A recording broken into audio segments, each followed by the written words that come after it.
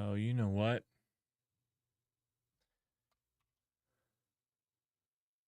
I have the wrong. I rushed it.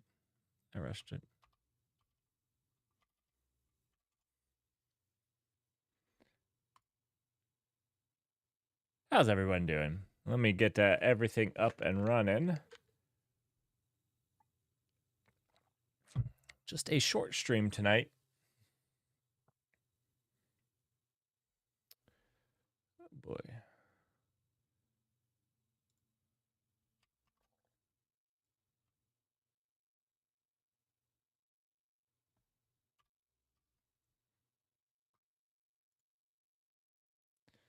All right.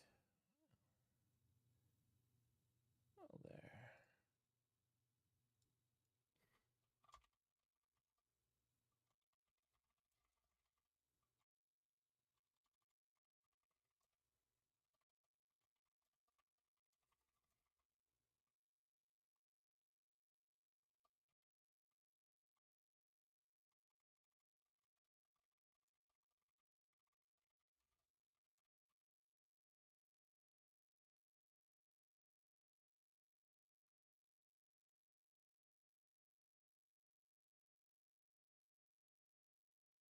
All right. I think.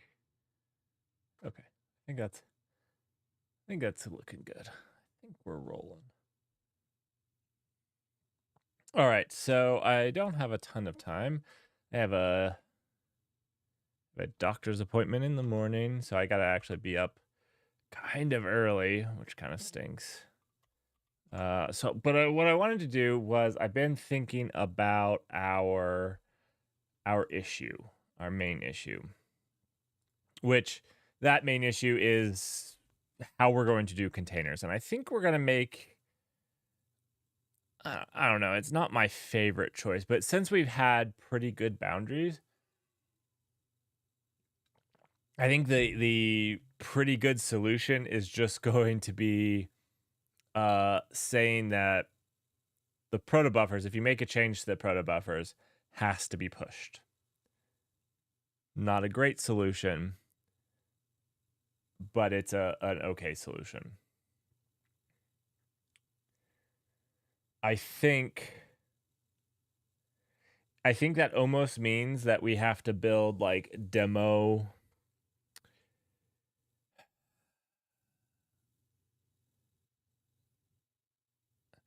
It almost means like our proto buffer package needs to have some like demo and test code around the proto buffers, which seems weird because it's supposed to just be a contract, but the thing is you can update the contract, or you kind of have to update the contract before you do anything else, which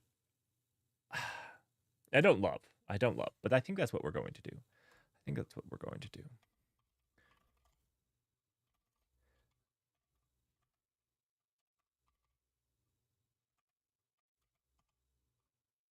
All right. Oh, this is not convenient.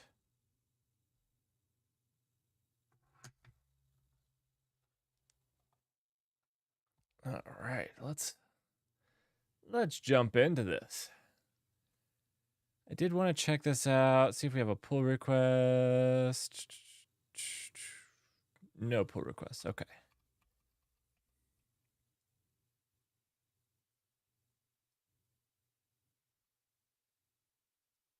This one's done.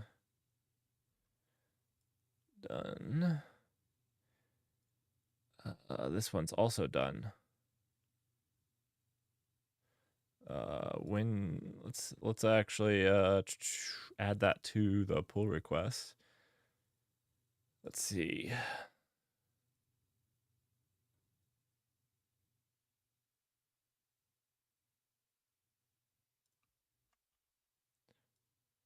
Oops.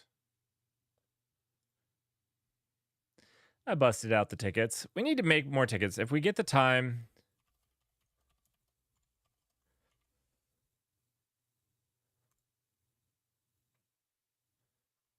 There we go. If we get time tonight, we'll go through and make some new tickets. I'd like to actually find some good first issues that are actually persistent, not required for future development.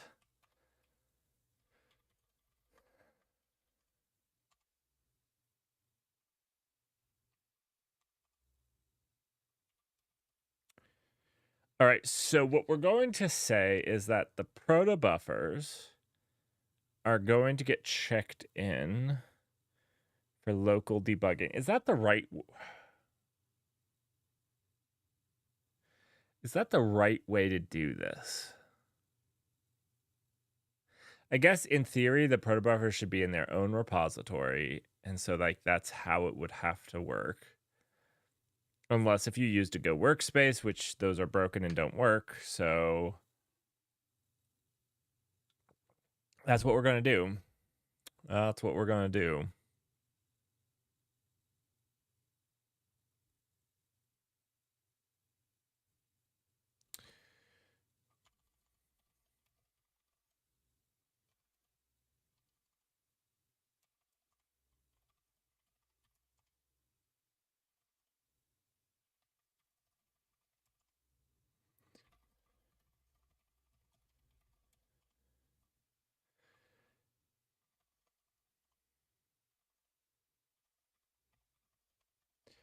All right.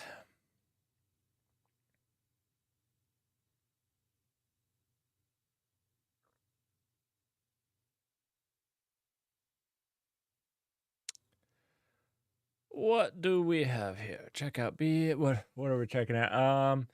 This is not based off of an issue. We'll just do a feature local dev containers. All right, cool. We need to switch our config use context. Which context? We're using the kind context.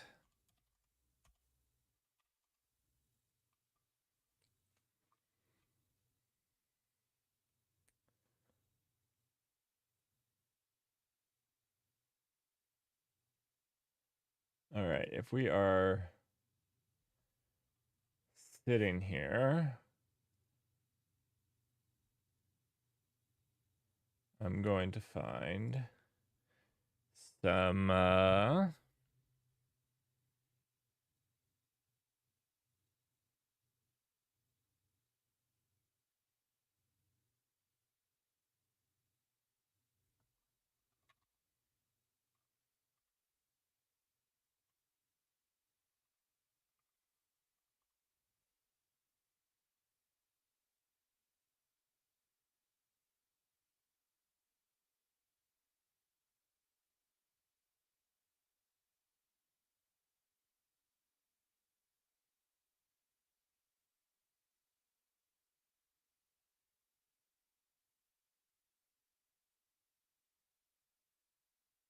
let's try this.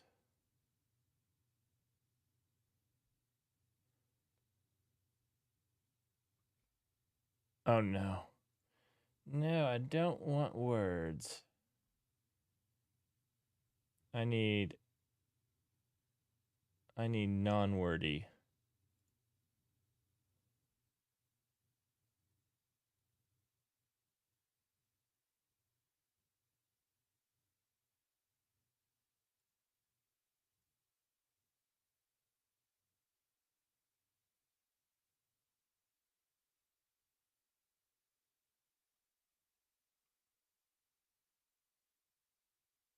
We'll try this. Let's hope it's not as bad as the last one. I feel like that's a little loud. Bring that down just a little. All right, you guys let me know. It's chill. It's meant to be chill.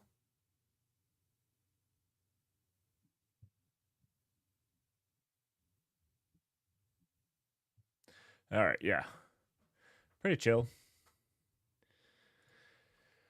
All right.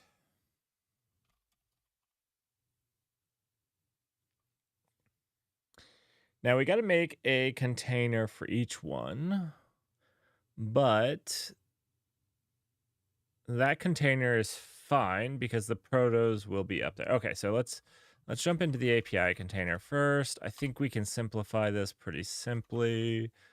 That's what simplify means. Okay.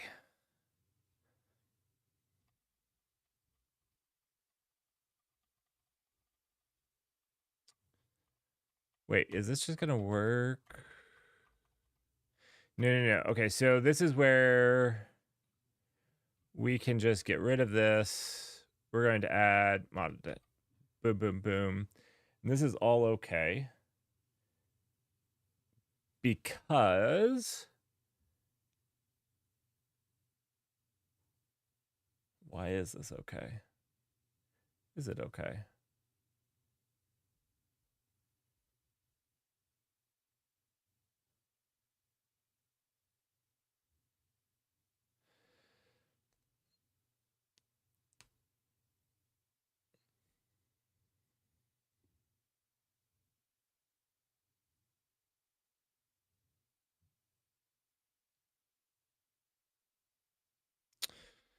Let's see.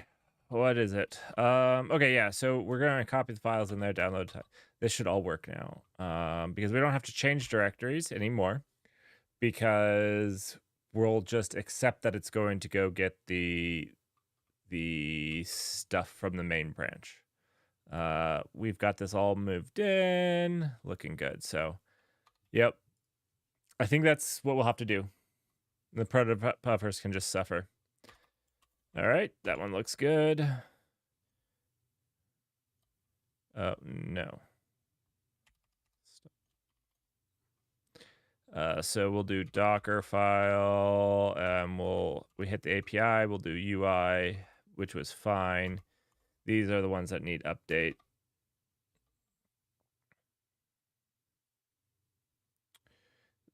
Wait, which file is this? How do I tell what file it is? How do I tell?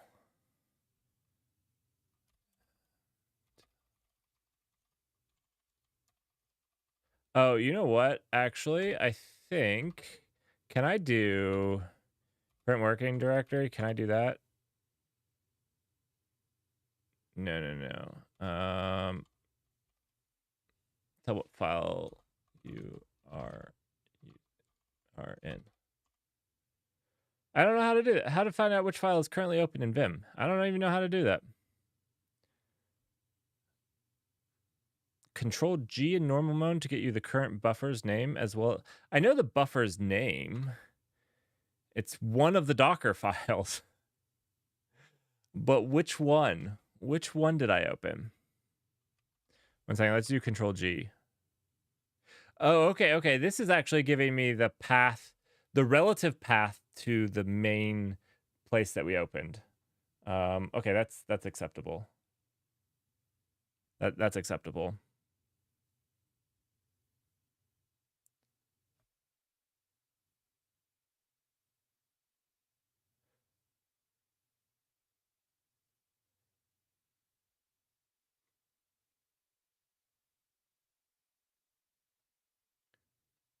All right, one second. I'm just gonna get some music on.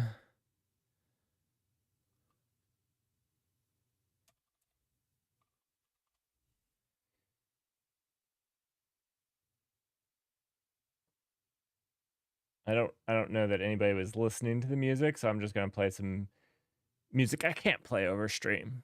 And then you guys can play whatever music you guys want to listen to. So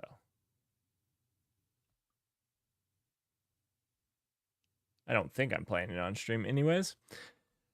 All right, well, let's get back to this. Okay, so what are we doing here? This was originally broken, so this one should be working. And this was the container runner Docker file. So then we want the container builder.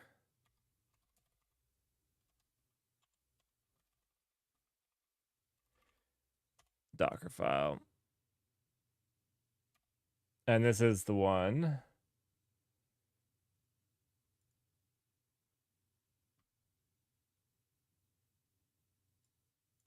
Let me.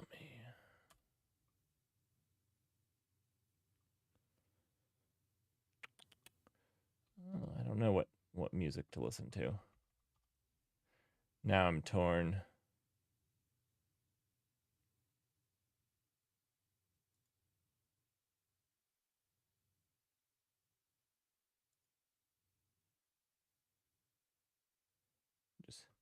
Just kind of listening to.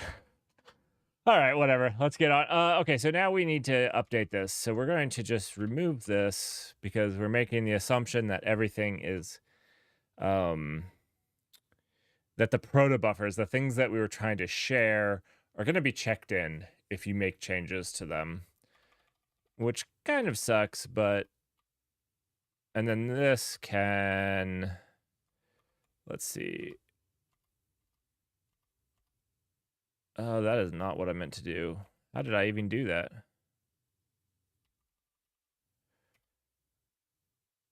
All right.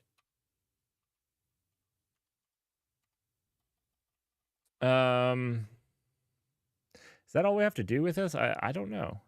So we'll have the app. This actually needs to be first. So we'll do the working directory and app, add the files, mod, download tidy. We're going to build the O as the container builder, main go. Yep, that's looking good. And then we'll copy that. We'll copy that over. Are we doing, this looks wrong though, right? We're not setting a working directory here, and we're putting this in. Oh, we're just actually giving the full qualified path. That's fine. All right. So that should be fixing that. Now what we can do is we can try to run tilt and see how it complains. So let's try that. We're in our K0. No, we're not in our K0. K config use context kind. Okay. All right. Cool. So now we can just do cd code Eddington tilt up, and this should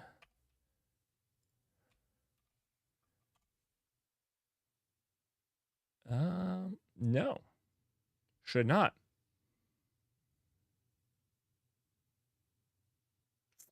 Oh, because we renamed these paths. So let's look at that. So we just need to go into the tilt file.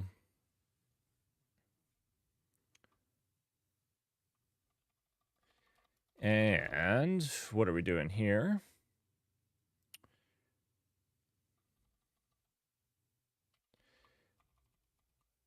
These files need to be updated. Now, we don't need to do the funny.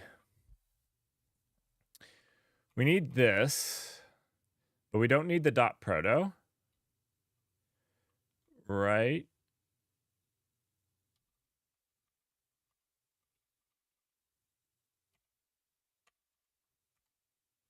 Because we're saying that we'll check the protos in.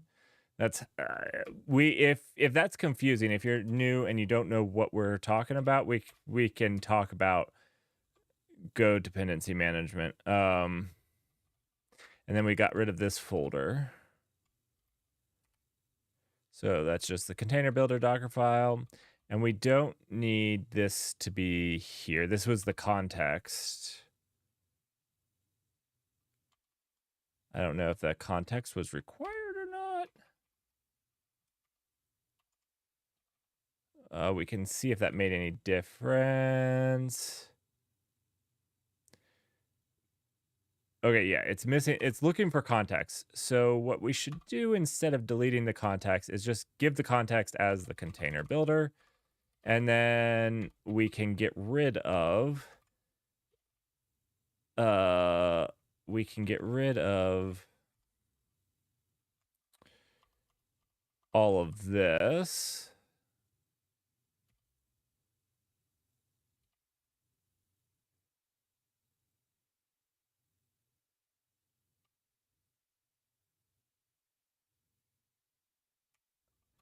We can get rid of this. Yeah. I think that should fix it, right? Error reading Docker file, application container runner. We don't have, oh, this is the container builder. Where's the container runner?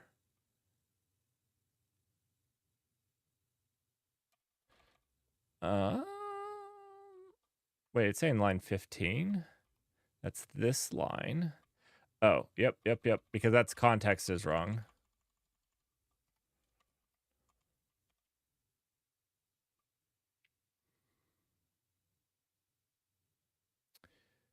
Let's see.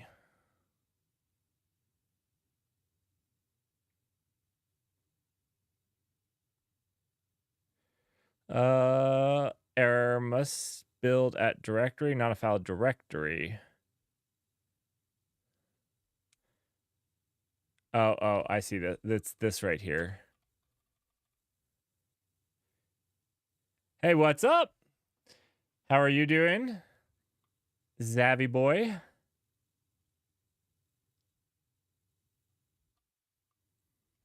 How are you doing this evening or morning or wherever you are?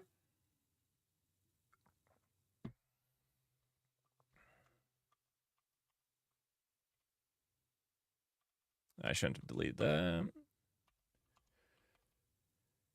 Oh, there we go. At least some things came up. The containers are not necessarily looking like they're working at this point.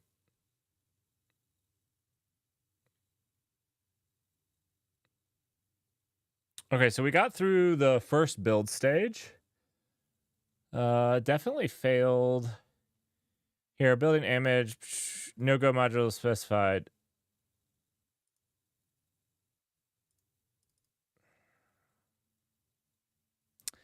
We can cheat here. Let's cheat really quickly. Xavi boy, I am learning Vim, so bear with me. I've used Vim on and off for my job over the years, but I've only ever used it as a single a single file editor, and I'm trying to learn to actually leverage its power. It feels like it's about time, so I'm doing that. So if you want to be, it's been about, I guess it's been about a week now. I stream 3 days. I stream 3 days a week ish. So yeah. So it's been about a week or 3 days of setting stuff up, and it's slowed me down for sure. What was I looking at? Oh yes. Let's see, Docker file. And this was okay. So for the API service and the container builder. Okay.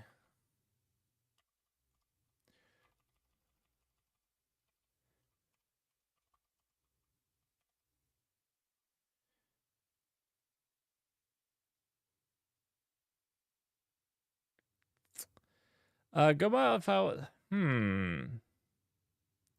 Interesting. I was thinking that would.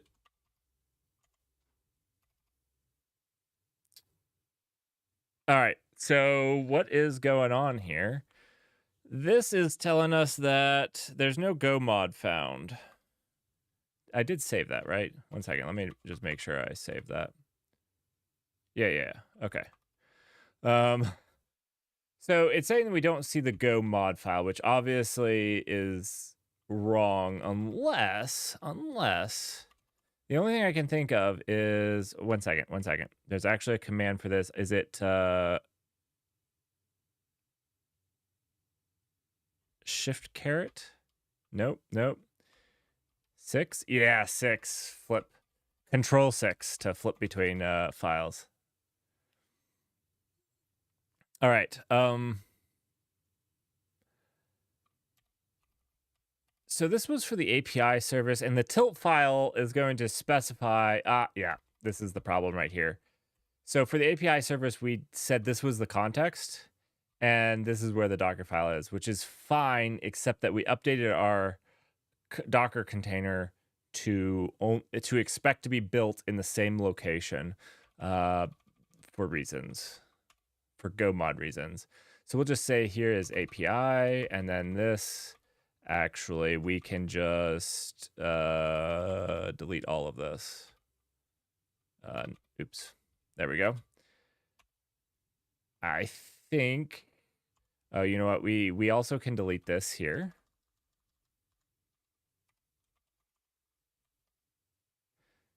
Oh, come on. That didn't fix it, did it? Just retry.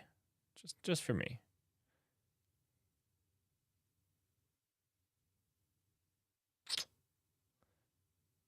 Well, let's see. What is Go mod download? No Go mod specify. It's actually a better error if you delete that line. So if you go here and delete this line, it's actually a better error because it tells you that it didn't find the Go mod file not found. The other one makes it seem like there was a Go mod file, just that it couldn't download the right things. Yeah,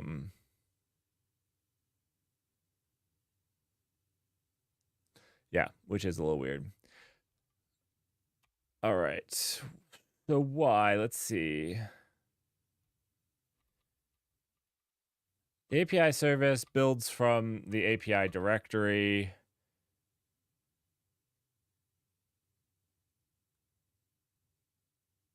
We actually don't need this only at all. That's beautiful. Now that our context is in the same spot. But, oh, there it goes. There it goes. That only shouldn't have been affecting it, though. Was that the only thing I changed? 1 second. Yeah, that's weird because only is telling it the only places to look for a rebuild.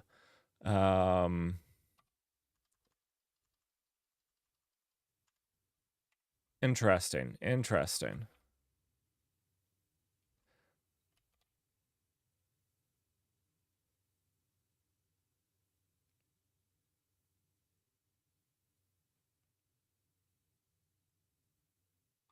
Okay, this is a problem. We need to, so what's happening here is this is where we have the local redirect to look at the proto, but the context doesn't have it. This is the problem and reason the local doesn't work.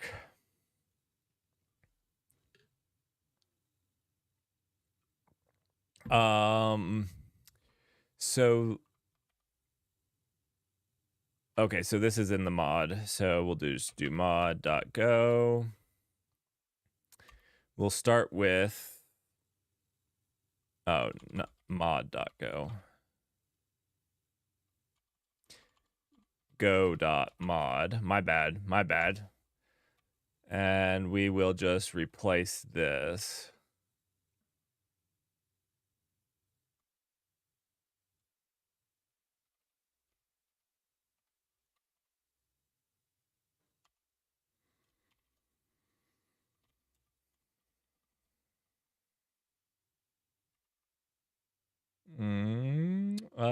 Which other ones do we need to replace? We have the GitHub watch. Sure, we don't need to worry about that, but we will do the container runner. I don't think we did the container runner ever. Yeah, because this one has the controller runtime, and we don't talk about this one. We don't touch this one. Oh. This is a little tiny keyboard. I want to get a bigger keyboard. I like this keyboard. It's just a little small for my big fat hands.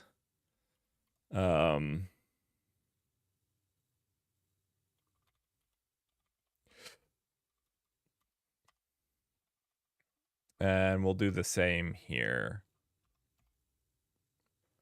Oops.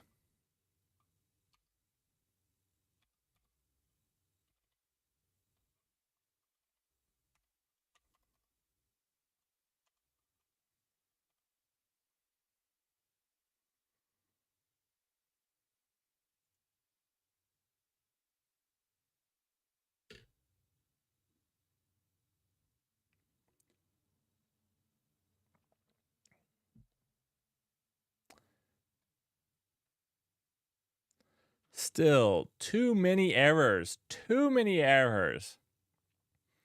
How many is too many errors? 1, 2, 3?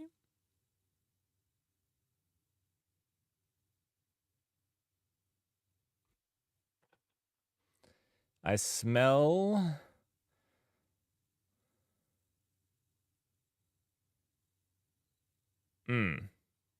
This stinks. So these are just our protobuffers, which it's supposed to be getting from the main project here, as we've pulled it into main.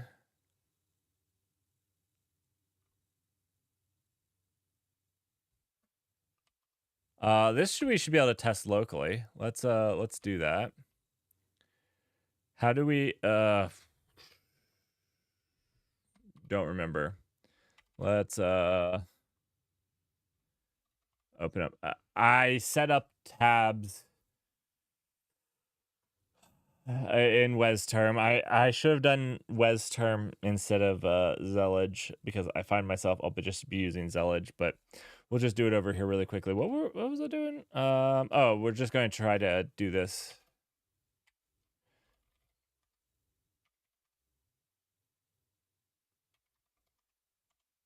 All right. So if we do it here, go mod tidy. So we got the protos from the GitHub. Go run main.go. So at least we're replicating what the container is having. Now the weird thing is, if we go back here and let's just go to go mod of the API service, and we undo this, and we write that. So we use what's local.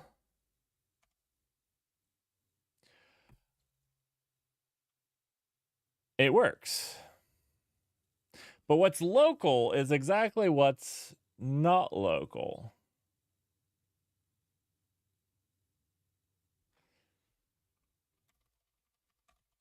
You can see we haven't touched the protos. It's a little easier to see in this view. Git status. There's nothing touching the proto directory.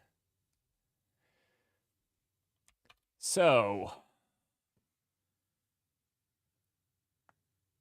for some reason, even though this is exactly what's from the upstream main, at the beginning of this time, we literally just made a new branch, fetched the upstream main, rebase. I mean, we can do that again now. So git fetch upstream, and then git rebase upstream main. Oh, I have unstaged git add git commit -m updates to mod for local debugging.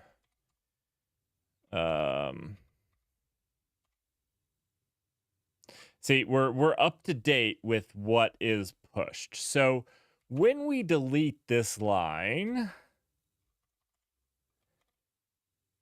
it fails because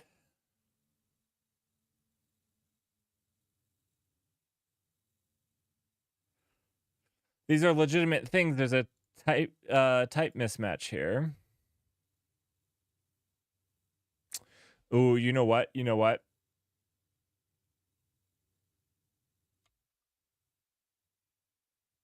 Watch this. Let's do this. Go mod tidy. Oh, CD API.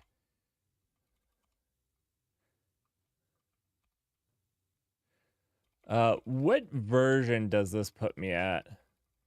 I'm wondering if this is not the latest on the main branch, which it should be. If you don't give it one, Go module goes to the latest on the main branch, right? That's always been my understanding. Or if you have a released, it goes to the latest release, but I don't have a release, so it should go to latest on the main.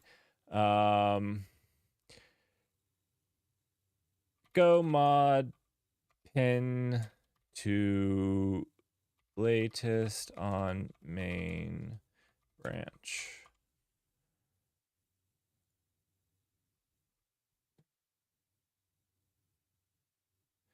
I kind of wanted to track main, but this is fine.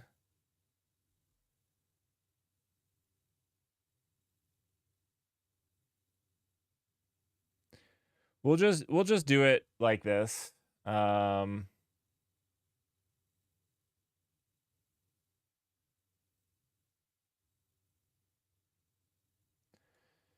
Yeah. Okay. Let's copy this. I want to see if when we go and get it, it's the same. So we'll just go get github.com/null channel/Eddington /API at main.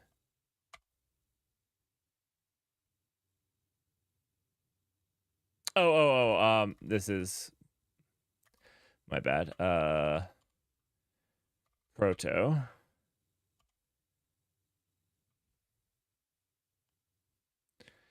Now,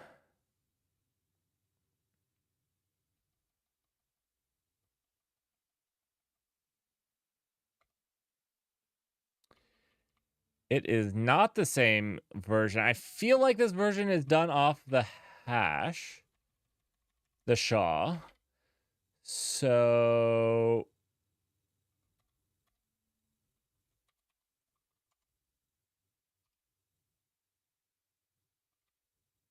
let's see. Actually, this should have started working. Oh. That kind of causes me to wonder what commit it was getting if it wasn't getting the latest on the main branch, the default branch.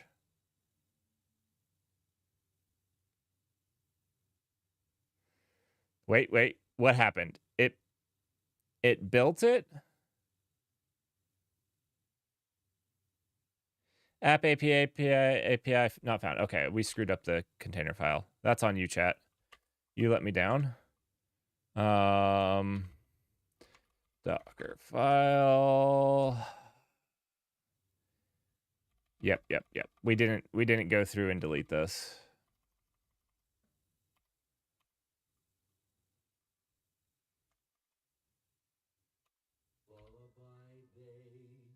Oh, that scared the bejeebas out of me. Yeah, 1 second. Whew. I'll have to go turn that off. Give me just a second. That scared the tar out of me.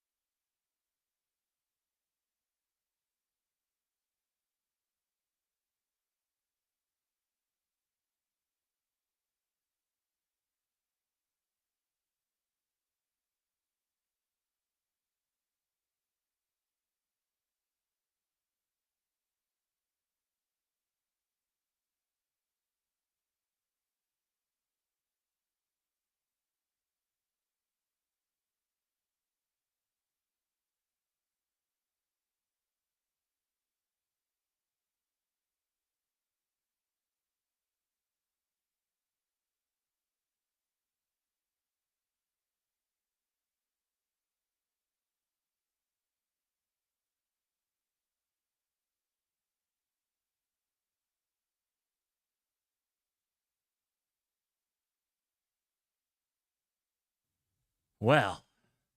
Well. That was surprising. All right. Sorry about that. Let's see. From builder, we're just going to copy it. Okay. So yeah, we originally had like this nesting thing because we were getting around the fact that we had to copy the whole thing in. And we're just not doing that now. So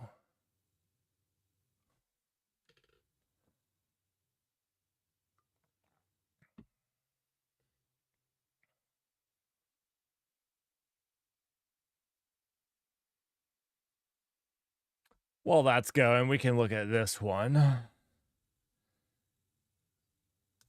Oh, this is probably part of the tilt file as well. The last one, it was this only. This only was super useful. Oh, I know what's happening. This isn't an actual folder. I think maybe that's what's causing it to, as we restructured the whole, I almost said program. Okay, so API service is building now. Beautiful. We get what routes it's listening to on. Awesome.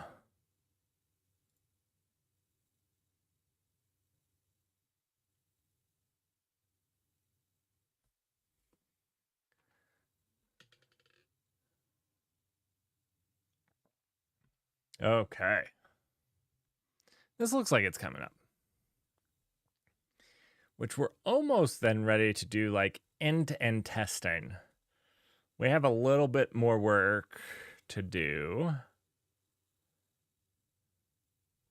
So this is the container runner controller. This is the container builder. And the API service. Okay. Uh-oh. Build failed. We have a failure. Okay, this is the same problem that we had.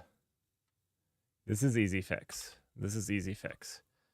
We just go to main.go of the API. No, not that. We go to the go.mod of the API. We copy this. Yep. And then we jump over to the go.mod of the container builder. We're going to throw that in. We're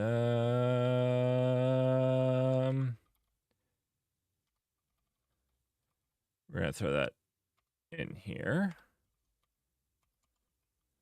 And that should fix that up.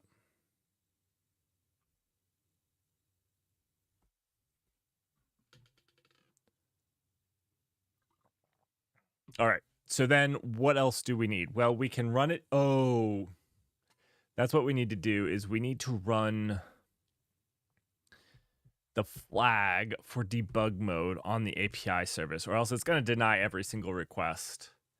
We could do proxying, but I want a real developer mode, like real local, basically, where you don't have to have any type of secret.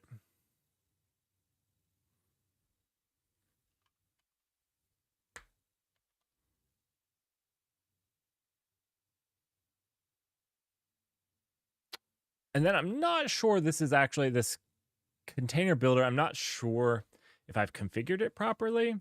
That will be another interesting thing that we can look at. So we can look at these files, because the interesting thing about it is, oh, it still failed. I have to do Docker in Docker, and I've never actually done DIND in a Kubernetes cluster, so not sure. All right, failed to compute cache key. Wait a second, we've seen this. We have the application still in there.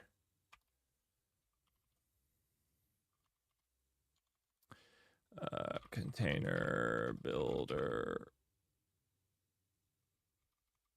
I should have gone Docker file.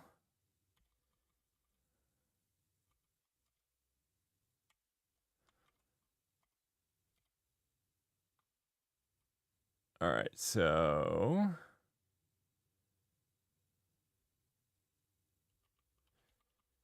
oh boy, this was all levels of horribleness. I think we also just delete this, right?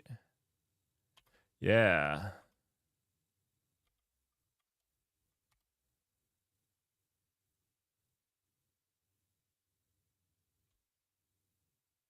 Russell, good to see you. I hope you're doing okay. I hope you're just up early.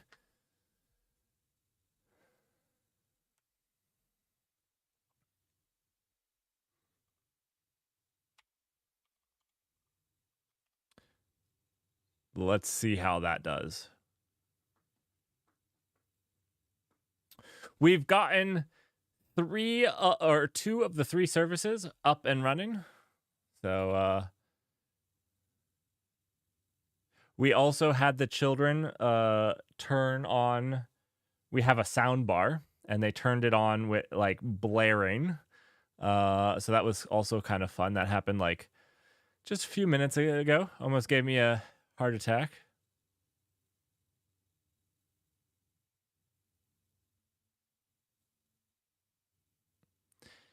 They have Bluetooth enabled, so they're not smart speakers in the sense of it. But I guess they don't normally. Their Bluetooth doesn't normally reach this speaker down here, so they just play it on all Bluetooth speakers. Like they put some music on to go to bed, and so they just play it on all of them that reach. And for some reason tonight, the Bluetooth reached. It was immensely terrifying.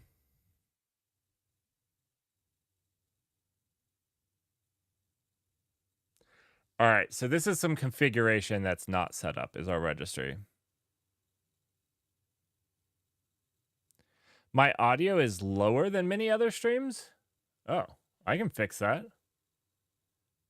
Literally, no one has ever told me that.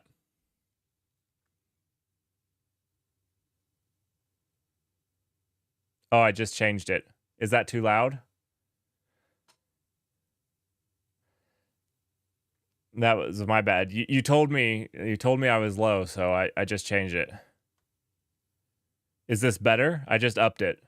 I mean, I am hitting the red in OBS. OBS says I am just into the red now. Is it better now? Maybe there's another OBS setting. Maybe this is like how I encode my audio. I have left everything with audio as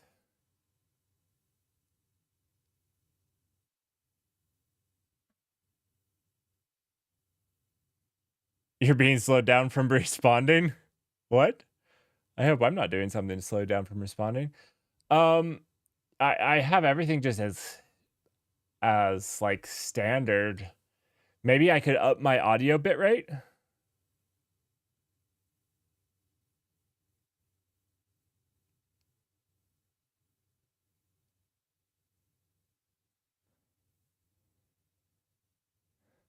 I mean, I can push it a little bit more. It's not like it's not peaking. It's going to -5. So there we go. There we go. That's I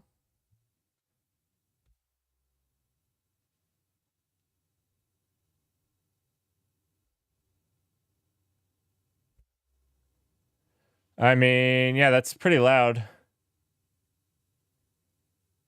Okay. Okay, I'll open up my VODs and see what they are. So now OBS is going into the red. I always thought with audio you should be out of the red. But I will give that a shot, and I will check stuff out.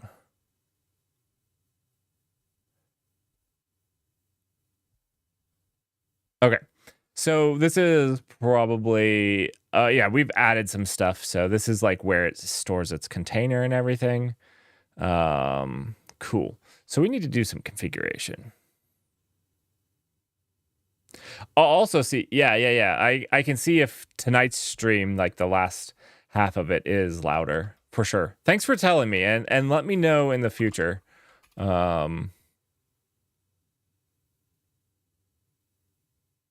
So that's something I never do. I never jump from somebody else's stream to my stream. So that's something I would never notice. So that's a really good point. Literally would never notice. I never would do that. I've watched some of my VODs before, but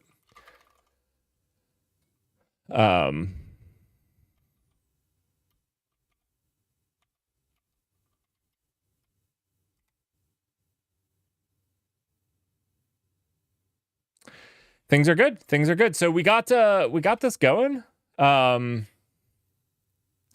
D-Rod, how are you doing?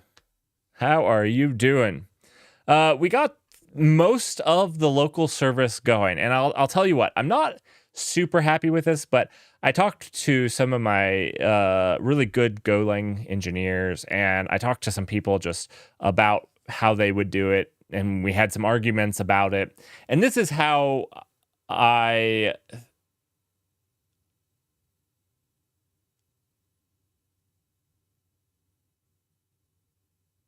okay. Agenda free TV. I will remember that. How we decided it was probably best is if we treat protos, so anything that goes into the protos, like it was in its own repository. And if you want to make a change, this is our contract. If you want to make a change, you push the change first. So the protos just exist in here. So it made container building and everything really simple because we didn't have to do this funky thing where we made the context one directory down and then, drilled down. So previously today, everything was like, this was copying it in, and then we'd have something like workdir, something like app API, because we were down in the API section and building the container for that. So we had a bunch of stuff and we got rid of all of that. The other reason to do it this way, and the other thing that we had to do then was Dockerfile, not Dockerfile. What was I thinking? Not Dockerfile. Go mods. So we used to have the replace here, where we replaced the protos with a redirect to a local file. And the problem with that is you kind of basically had to delete and add it for local debugging. And so like this way, basically, yes, you have to push the protos before you do any development work for it, and that's going to be a drag. And maybe that means that I'll move the protos to their own repository the first, because it would be easier to deal with them that way. And then you can do the rest of the code. So it's kind of your contract. You build your contract out. I talked to some people about like, hey, can we actually test that contract? Can we write some tests for it? But we've argued about the usefulness of that. We'll see. We'll see.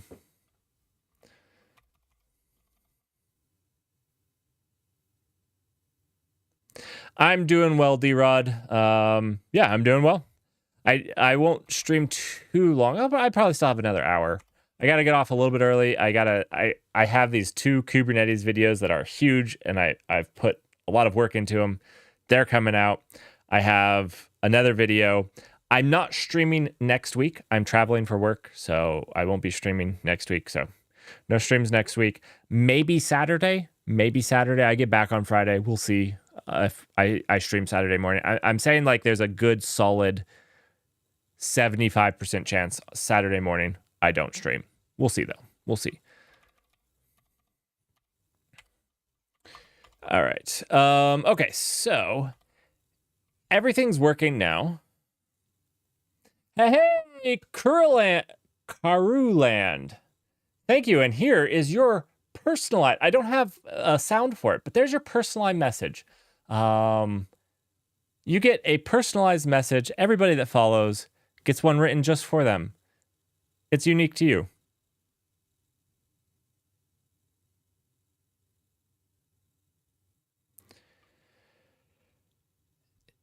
I didn't find one. No, we kind of Googled a little. Do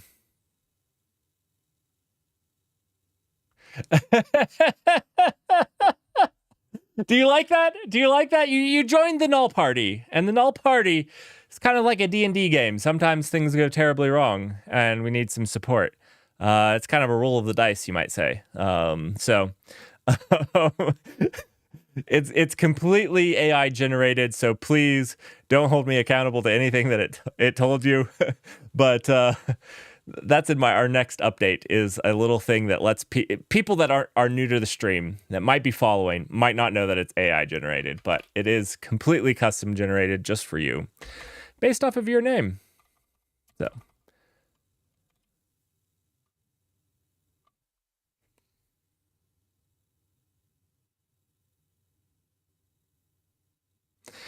Russell, that would be fantastic.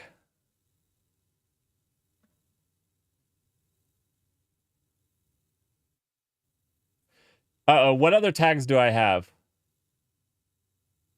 I'm on Arch. I know I tagged Arch. What are my tags? Where do I find my tags? Are my tags viewable to me?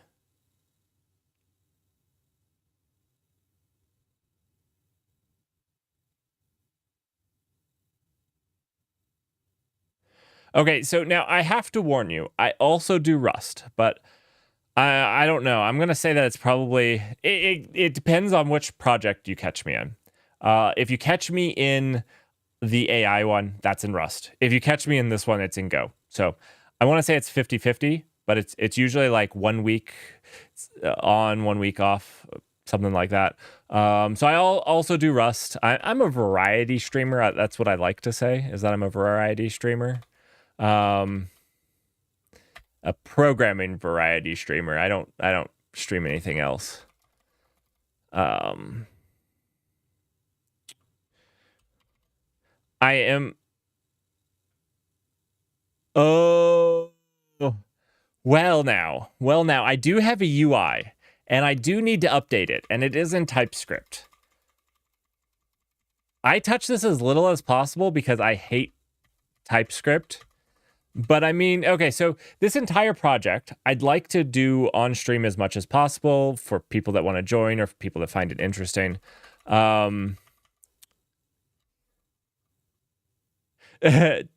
enough. The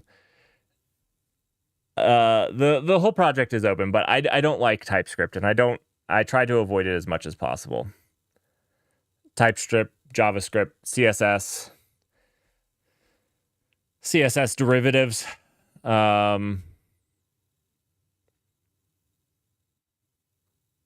HTML. I could go on with things that I prefer not to do. What was I thinking about? Oh, we need to start doing the deployment.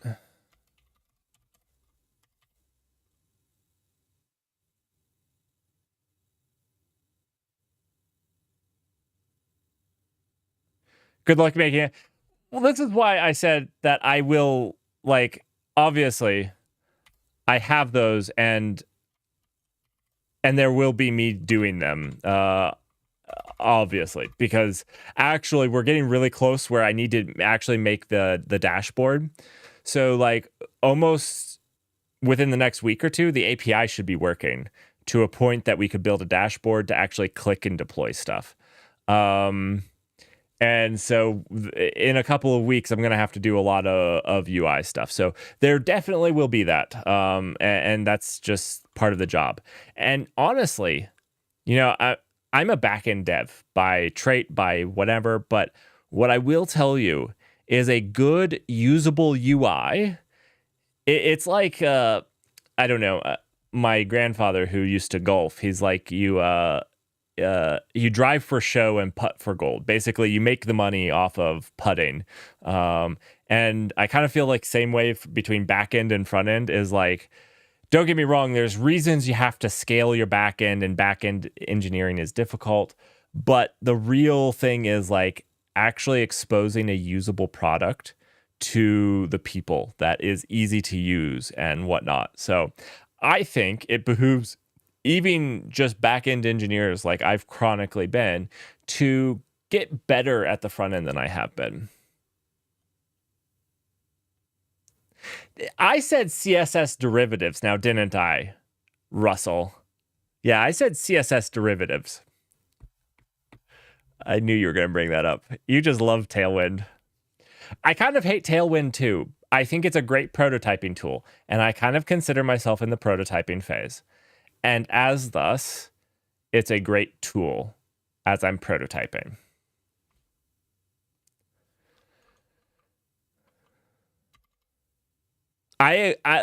But that's also not me disagreeing with any critique of it, because I think I agree with most of those critiques.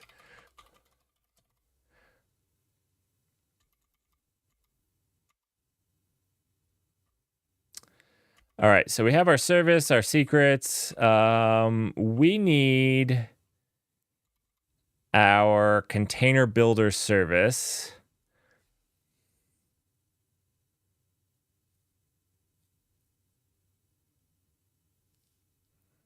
It's amazing if you like to write your styles in. It's kind of messy would be my thing. It makes your HTML kind of messy. I'm not so sure I like it because I find HTML to be kind of messy anyways. I don't know if that's just me and I don't write a ton of HTML, but that's kind of my thought, is that HTML is kind of messy in the first place. All right, so this is our...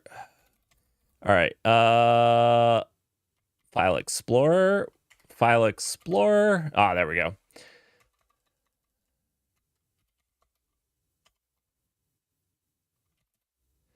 Container builder. So we have our deployment, which runs that. I think this is mounting the sock in it. We'll see. And then the service.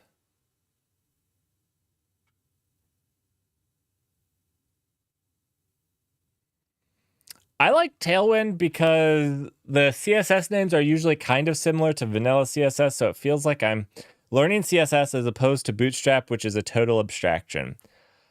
I'm not sure I'm going to agree with that, but you do you. I don't personally love Tailwind. I think Tailwind's fine if you like it and your teams like it. I think it's great. I think components, like doing CSS components, is a much cleaner way. I think it's a cleaner way in a couple of ways. So one of the ways I've talked to some of the people I work with is that purely style changes are easy to see from a code review. So using the components like we do, it's very easy to see when a PR is a pure style change. Versus with Tailwind, it's a little bit more muddied. Obviously, if you're looking at each and individual line, you know that it's just Tailwind classes that you're configuring, but it's not as clear and easy.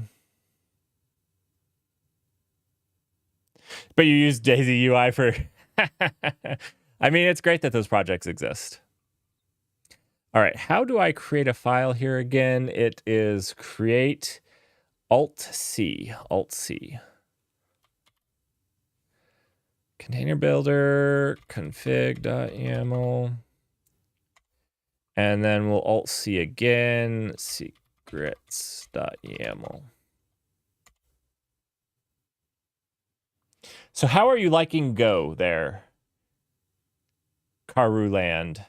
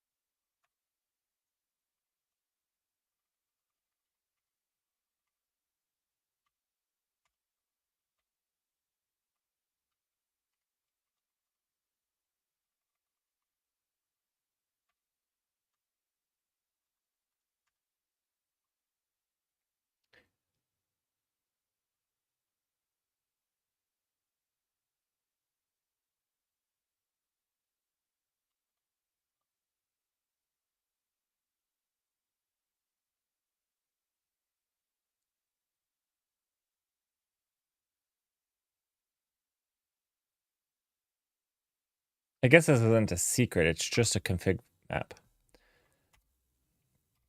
I don't know what I was doing.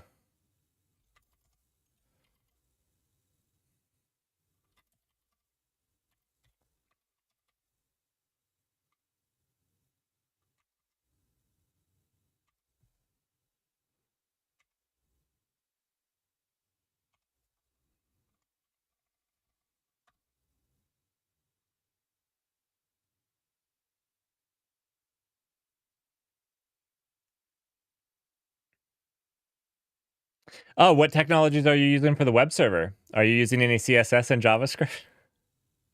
Sorry. I mean, maybe you're doing it all WebAssembly, but maybe not.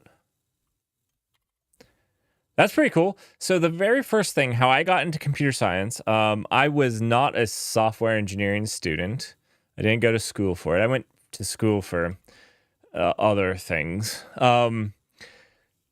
How I got into it was I built an Android app to score the game Seven Wonders. I don't know if you guys have played the board game Seven Wonders. That's how I did it.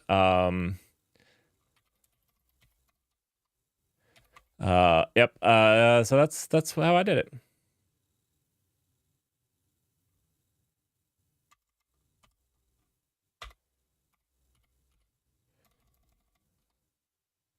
What was that again? That was registry URL. I did shift. My bad.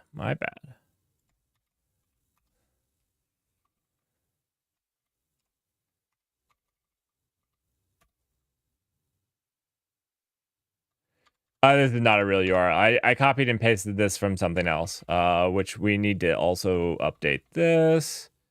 All right. Key combo to delete.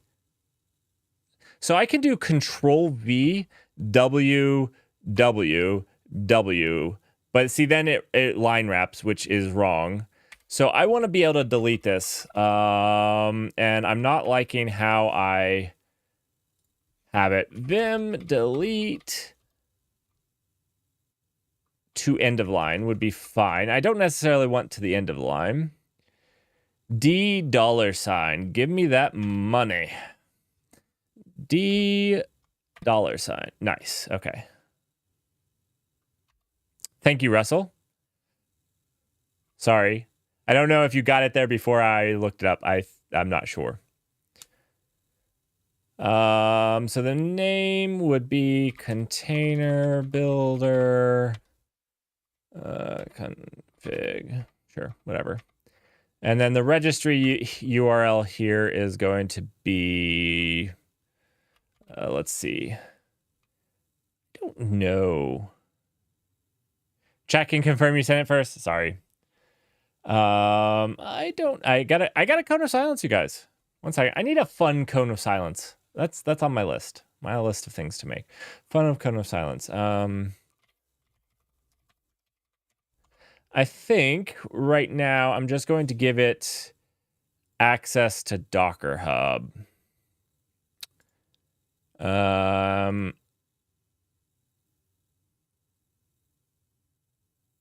Yeah.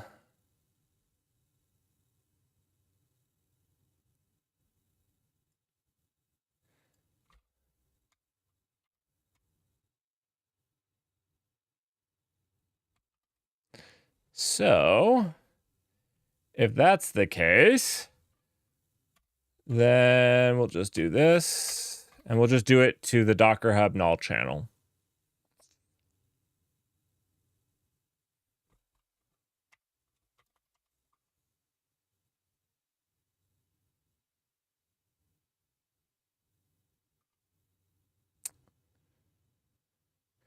And now we need to update the tilt file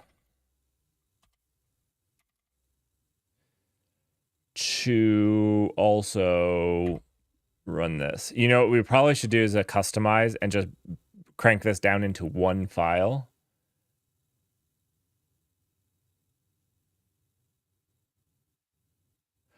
Ooh, a Space Invader game that is driven by chat for when with the cone of silence. I love that. Honestly, we can probably get that into our bot that does the Twitch events. I don't hate that. We need some sort of game. Maybe it could be random. Maybe like what game gets picked is kind of like we could do a couple of little games. I don't hate that. I don't hate that at all. We're just going to do another and then if I forget the code of silence on, that would never happen, right? That would never happen. I would never leave you guys in the cone of silence.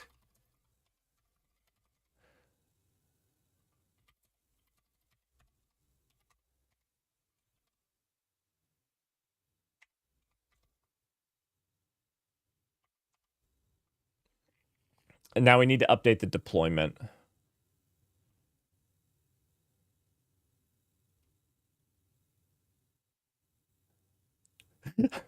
Left, right, fire. That would be kind of fun though. To be honest. Left, right, fire, like, because like the challenging thing is going to be if I had more than 5 people active in my Twitch chat. I love the idea though, because like if 2 of you said right, but I kind of love the idea. I've actually always thought that. Okay, so a game idea that I had that I always thought would be super fun was basically, yeah, a style of game that I always thought would be fun was Twitch chat versus the streamer. So basically the idea that I have is like you're whatever the game is, it doesn't even really matter. You get like channel points, and I wanted you to like be able to spend those in the game to cause chaos or problems, so you could send them. You like the goal was for Twitch chat to cause the player to lose. Like it was really Twitch chat versus the player. I always thought that that would be an amazing style of game, where like it's a mind game between you and your chat. Okay, but I like that's a cool Minecraft stream idea. I just meant it like literally like it's you guys win or I win in a round. I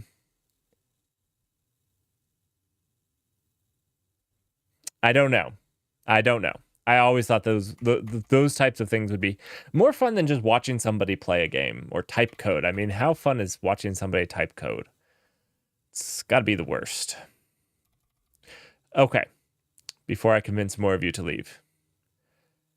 We have the config, but we need to set up the service. So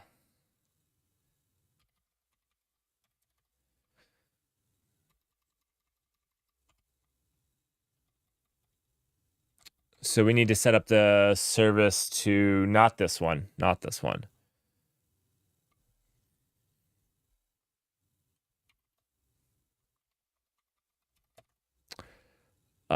We want the container builder deployment.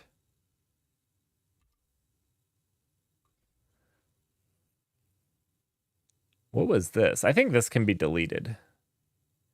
Oh, I see what we're... okay.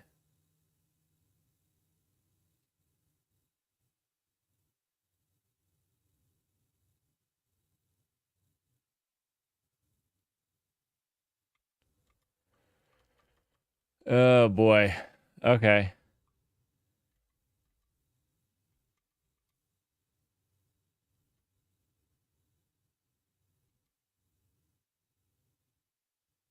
We're not loading the API config map in either, right?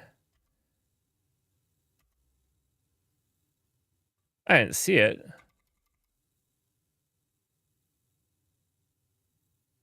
Yeah, we're not mounting that sucker. So nothing is running properly, would be my understanding, right? Even this can't be running. I mean, it wouldn't actually know that it's not configured. That's actually would be a runtime error. Maybe we should have it start up and know those things.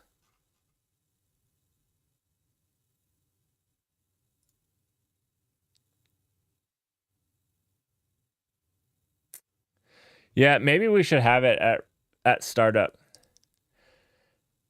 Because this would fail because it doesn't actually have any of the stuff that it needs.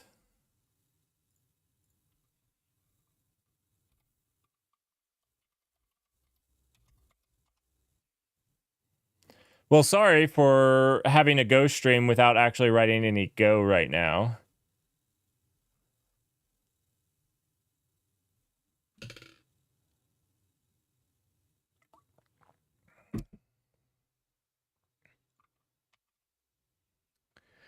I really am a variety streamer.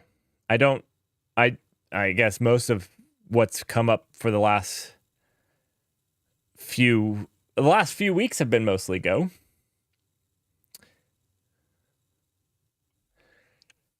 All right, let's do this one first. The container builder deployment.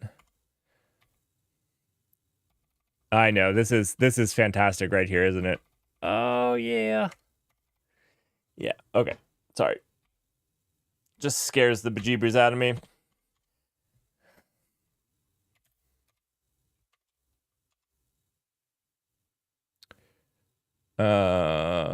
Let's see. We want the event env, and then the name,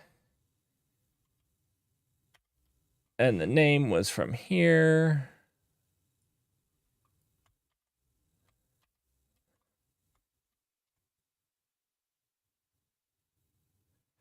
Oh, you haven't seen Kate's either? Okay, well, let me tell you that both Russell and I are more experienced at breaking Kate's than we are at using it. So I don't know if I'm a good person, a good role model, really. Ooh, is this a snippet I can wait? Is this wait? Oh no, this is a snippet that's going to give me a config map, but I don't want a config map. Okay, that was going to be very wrong. Okay, we want a value from a config map. Keyref, right? Keyref. I think it's keyref. We're going to go with keyref, right? It's a config map keyref. And then we can just do name and key, right? Name. It's going to be register. Do I still have it in my done? And then key is going to be whatever we named it, which I don't remember.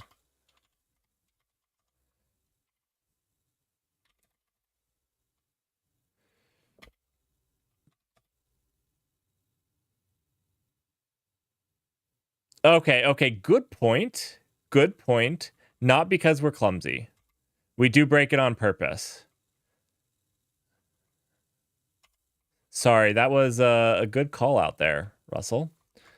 I don't know. I don't know about you. Maybe I'm a little clumsy on that one.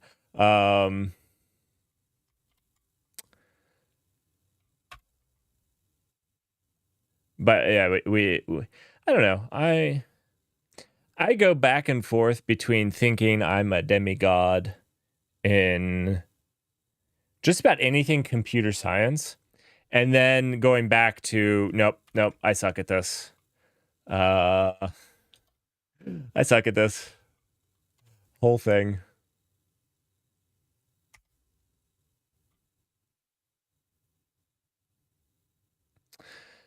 How are you liking Podman Compose?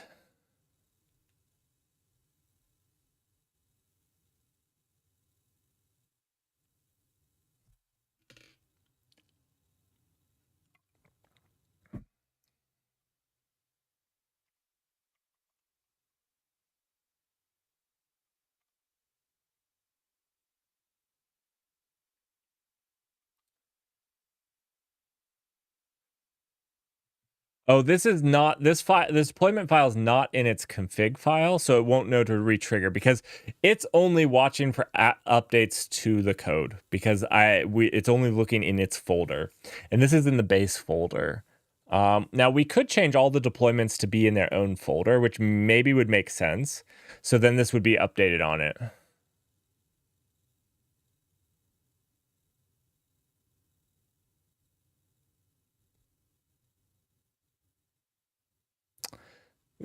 Oh, that's good.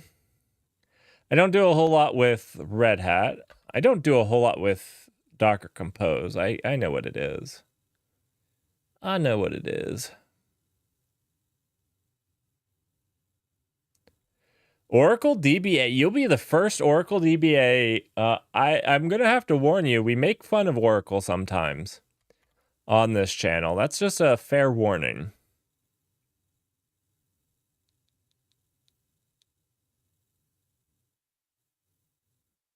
Okay. You're good then. You're good then. I was almost worried there for a little bit. Something's not working right here, but you know what I'm wondering? Did we...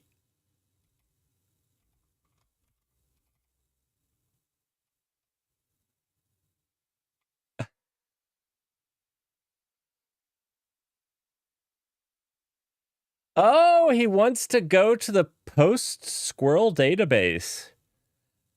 It's one of my favorite... what did I do? What did I...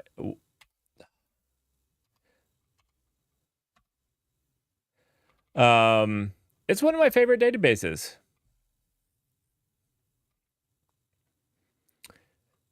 All right, so we do have the deploying the config.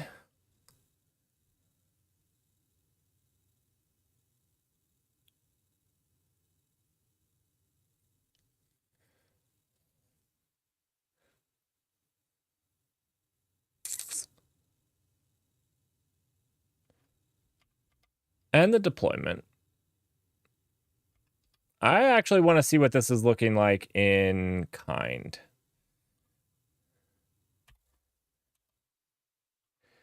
Because...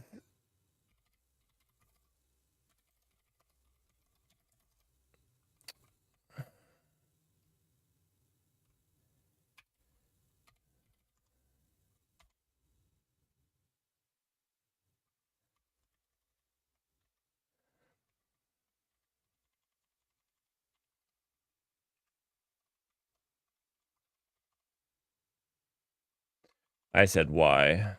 Wide. Because it doesn't seem to...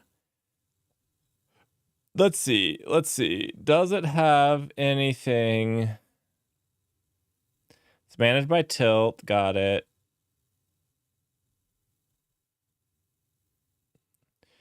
So it doesn't seem to have... Yeah, it has this stuff, but it does not have... It doesn't have the stuff that I just put in it. It doesn't have it. I like Postgres. Now, I generally, for personal stuff, I have fallen in love with... I've only done this once at this point, but I actually really do like it so far. So you saw those custom alerts that you had. Let me exit out of this. I'm going to actually shut down Tilt because maybe it didn't pick up the new file. I'm not sure. But while I have it shut down, let's open up K9S. All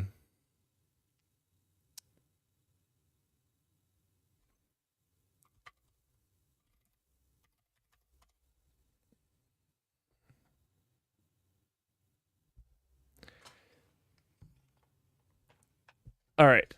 So let's open this. So what we did here, and I really have liked it, and I actually tested that it works, is this is actually running two processes, basically. It's running this Lightstream and this Twitch Alert. And what this is it's a SQLite database. So I actually save everybody's Twitch alerts. So we can go back in this database and get your Twitch alerts.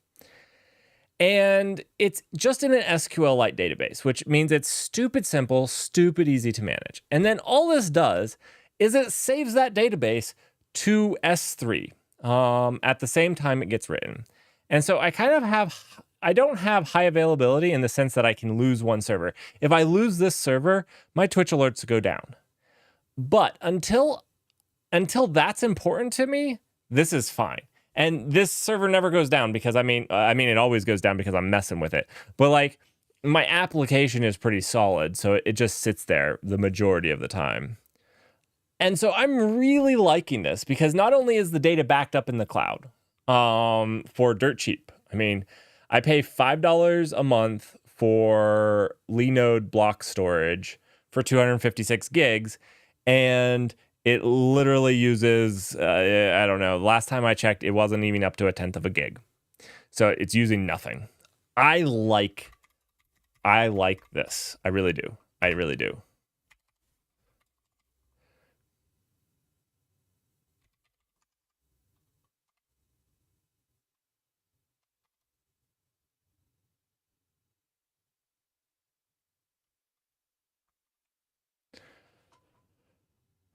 Okay, new tab.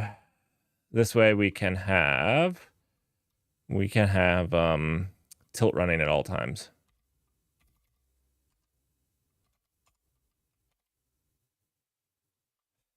Now I want to see if on its up it changes a little. I don't know. It was a little weird that it wasn't picking up those changes.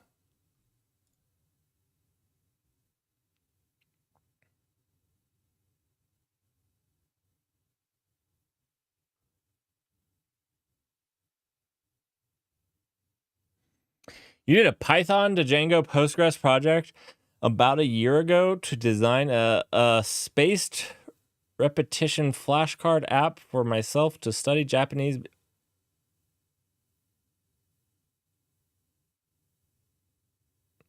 UCargo remove Zellage. I want to get away from using Zellage. I forgot the key command on the spot for creating a second tab.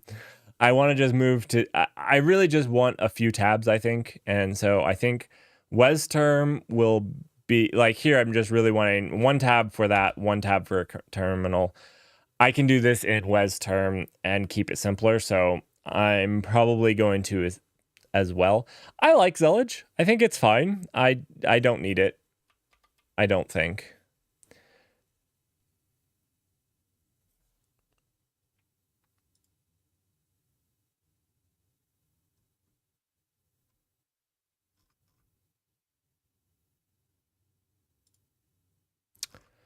Ah. So it's not having the problem anymore. Interesting. So wait a second. Why is it showing not green? Server pending.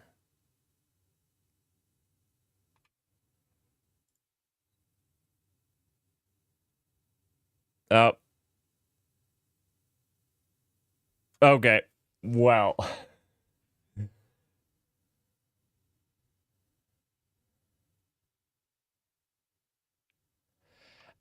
So it doesn't bother me as much because I have a lot of screen space. I will give you that, but it does feel like it takes up a lot of screen space for what it's giving. I really don't need, I wouldn't mind. I think this stuff should pop up only when you hit control. Like, make it where it just pops up, like with Vim. Yeah. And I think you're also right. I just need to get, WesTerm isn't necessary. This kind of works out of the box. This kind of sits there out of the box. WesTerm, I need to tweak the key controls just a little bit and work with just a little bit. But I think WesTerm is just fine for what I need. I need really simple, and I think WesTerm will be fine for it. The only reason I'm still using Zellage is just because right now it works, and switching between these tabs is insanely easy. Okay, so let's K9S right here in kind. I want to look at, let's look at deployments. I always do that. It shows the word deploy, but you have to hit tab. You have to have the autofill actually fill it.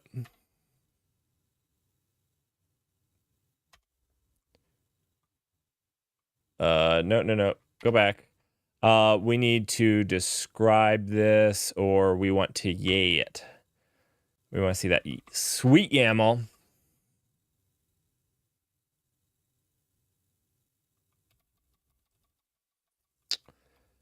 I don't see.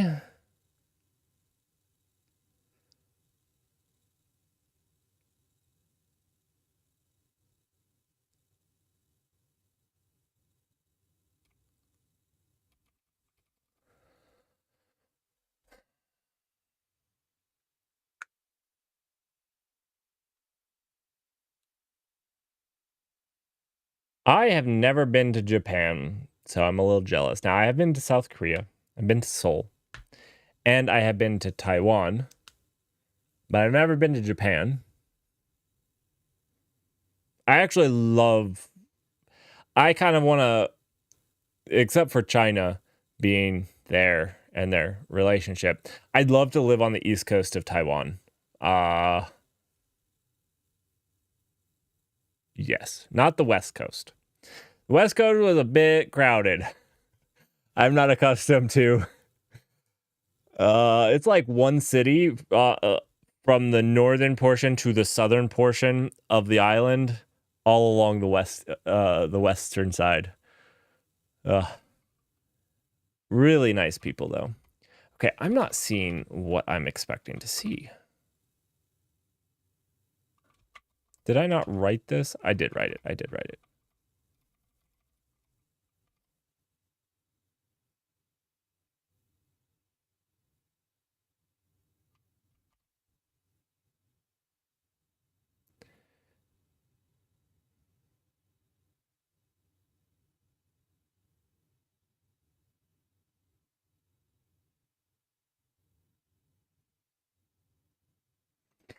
I love visiting those places and like getting to see some of the history. Yeah, they generally have some interesting thing. Also, I believe Japan is the ones with the really cool mountains that like are pretty stone sheer faced, aren't they?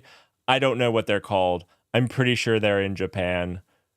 I could be wrong. That they have a pretty cool mountain. I know they have a lot of mountains. I got that far in geography, but I think they have a pretty cool one.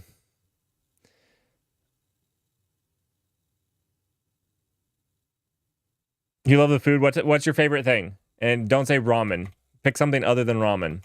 If you say ramen, I won't believe that you've actually been to Japan. You got to pick something other than ramen. Why? I'm just going to put this up here just to make sure.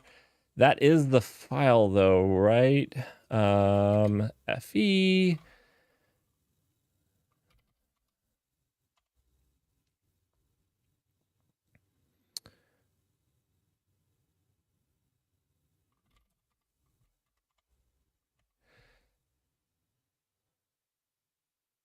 So we have that, and we have a deployment.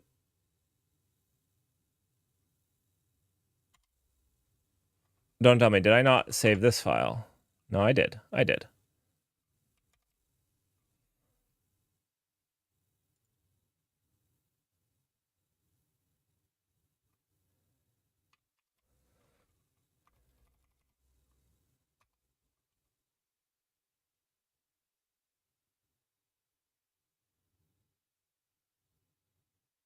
So every single time I go to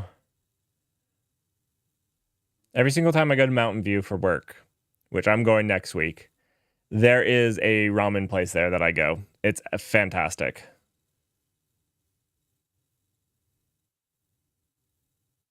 I don't know how close it is to Japanese, but supposedly the owner is from Japan.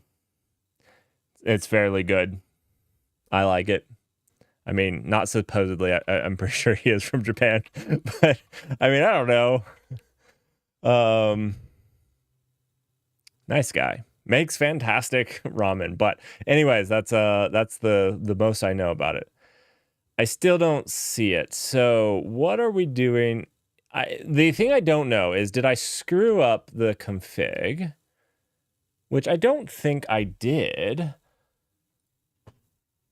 I mean, this is just...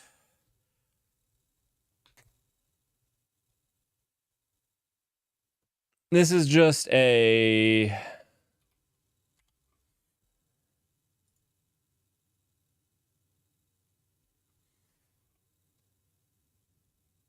I've never had shabu shabu. I've never had that. So I couldn't... What is it like? Which is basically just... Oh, it's just basically hot pot? What makes it different? 500 different flavors of Kit Kat. I don't believe it's a Kit Kat if it's a different flavor. That's my rule of thumb. Like a Kit Kat is a Kit Kat. Is a Kit Kat, right? I could be wrong, but oh wait. I have screwed up. I have screwed this up. I don't even know why this is working. This is part of the container, not the template, right? It would be on this container. Oh gosh.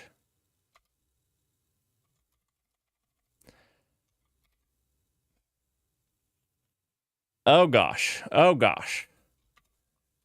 This is why I look up references before I touch Kubernetes files. This is why. This is why. It needs to go up one more. Up. Needs to go indented one more. There we go.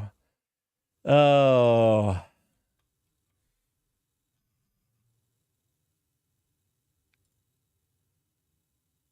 No, it was an invalid spec.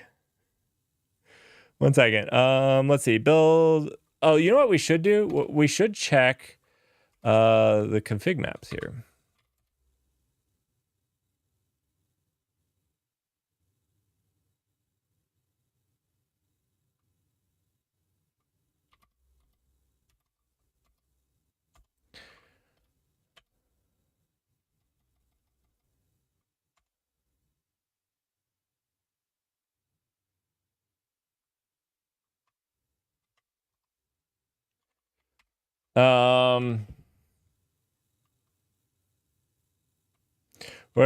Wait. You're saying this is wrong now.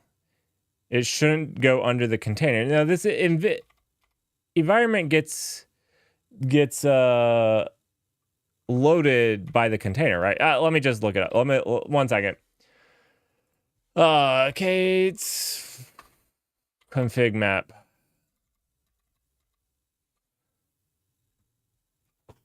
Right? It's purple. I've looked it up before. I've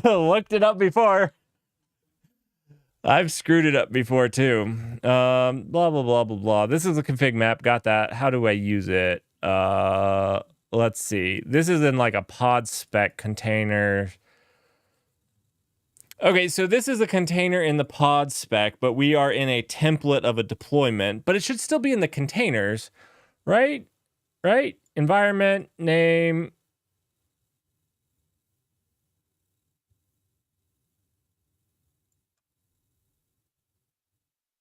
This is the key to fetch. This is the config map, right? Got it? And this is what I did.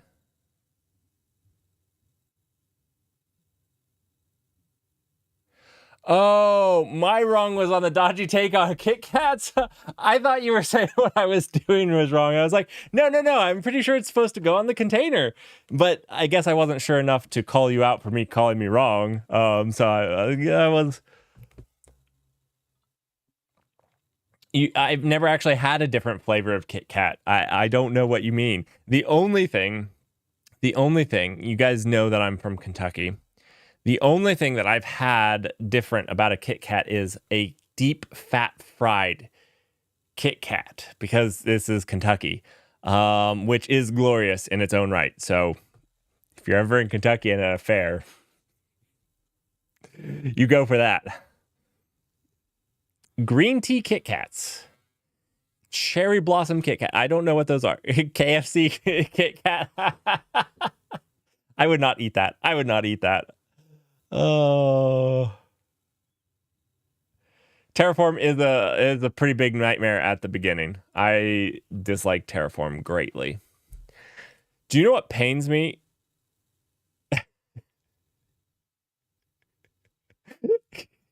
Kentucky Glasgow. That hurts me because I know what you said about Glasgow when I said I wanted to go see it. You're my only insight into. Yeah, I need to go. I need to go visit Glasgow because. So I always pronounced it. I think it's Glasgow, but I always pronounced it differently. Oh, they deep fry Mars bars up there. Okay, you know what? I might be right at home in Glasgow. Okay, maybe you read me wrong. I will fit in perfectly. uh, I will fit in perfectly.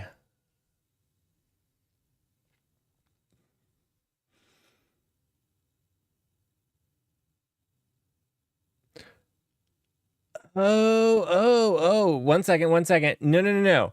I think I did it right. I just can't have this. Wait. Oh, okay. It's upset about this, maybe? Or this? Let's see. From value, name. It's upset about this.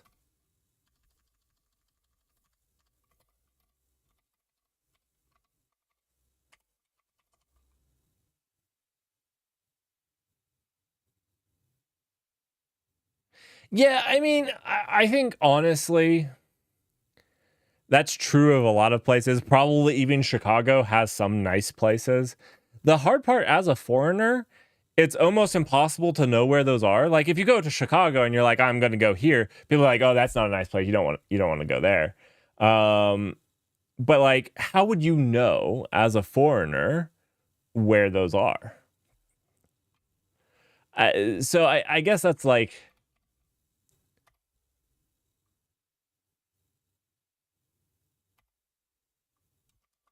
That's the difficult thing there. So lowercase alphanumeric characters, hyphen or period. It must start with an alphanumeric character. I changed it.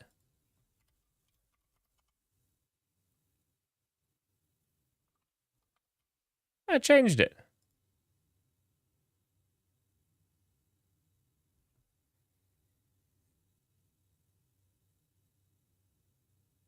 Oh, config map key. 1 second. Okay, I think I need to undo this because I just confused myself following them.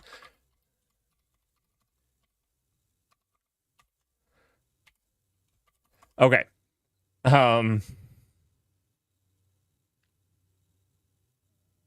Travel agencies and tour guides. Okay, so my only problem with, and I know this sounds counterintuitive, my only problem with travel agencies and tour guides is they give you like the touristy thing, and I don't generally like tourist attractions, to be frank. Like that's not generally. I like knowing somebody ahead of time and like just going with them because they're going to be like, this bar is really great. And, you know, you can see like the crumbling stonework of Big Ben if you come over here. And it's like, oh, this is, I don't know. I don't know that there's crumbling stonework. I was just making something up. But like, you know, for me, I don't really want to go see Big Ben because I don't know. I've seen Big Ben a lot of times. I've never seen it in person, but I don't know. To me, that's not that exciting. Yeah, I don't know. I'd like to rather go and experience like the culture and those types of things.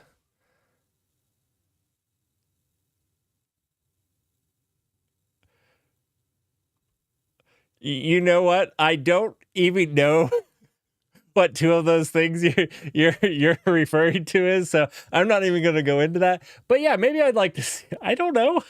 I'm going to have to Google those after this. Are you saying like football? Like, so I'm assuming I have not seen what transpotting. I have not seen whatever you're talking about. So no. No, I have no idea what you're talking about. Absolutely none. All right. I screwed something up here. I'm just gonna really quickly take a gander from here. Okay, this is the name, right? It's supposed to be all caps. That's what I did. They were talking about the name of this is the config map. I thought I switched these two. I put the key. This is the key that's inside of it and the name. I switched the two. This is my bad. Ian McGregor. I like Ian McGregor. I think Ian McGregor is the only thing that saved the first three. I think he did a fantastic job in the first three Star Wars. I think he did a fantastic job in those. I like him as an actor. He also played in maybe not a fantastic movie, but I really liked him in The Island. I thought he did a really good job. Okay, this is Control V, dollar. P? Yeah. Okay. And then this is Control V, $P. Nice. That was pretty good. That's pretty good. I think that's where Vim could really be really fast if you learned to do those things really quickly. Unlike me. Nice, and we're back up and running. I actually don't know many actors' names. So the fact that I know Ian McGregor probably means that I've liked what he's done.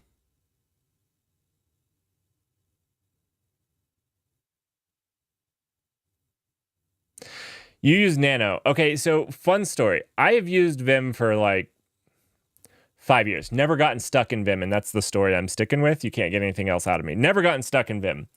And so this was when I was at SUSE. And I, like I said, I've always been able to Vim at the minimum, at least, use it to a certain extent. Not well. But one time I got dumped into Nano, and I was so confused. It took me like 5 minutes to get out because I didn't realize that the little caret was telling me to do like control. And I was like, I was trying to do caret C. I was like Shift 6 C and trying to get out of it. And I was very angry. And everybody's like, oh, Nano's so easy. And I was like, no, it's not.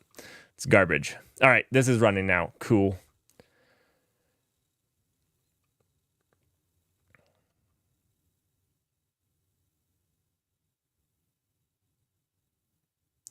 It does work. It's the same as like just base Vim. It's always there, always basically installed straight out of the gates. All right, we're gonna yank this. And I'm not really hating on Nano. I did literally get stuck in it for like 10 minutes, and felt like a complete moron.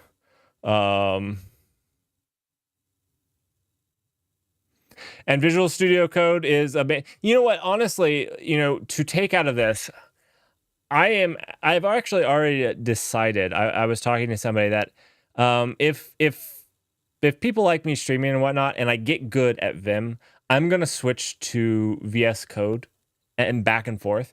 And the only reason is I like to set a good role model, and I feel like sometimes we get these role models that are like really amazing at Vim. And then it makes you feel bad because you're like, oh, I've never really cared to learn. And Visual Studio Code is amazingly powerful. It really is. It brings a lot of stuff to the table. You don't need it, but it's also fine to use. And so I hope that people don't get the wrong thing with me using Vim. Now, I'm using Vim because of a Go module bug that they think is a feature. And so I can't use... Right now, until I break this in separate repos, I cannot use Visual Studio Code on Eddington. Unfortunately, because of features. But,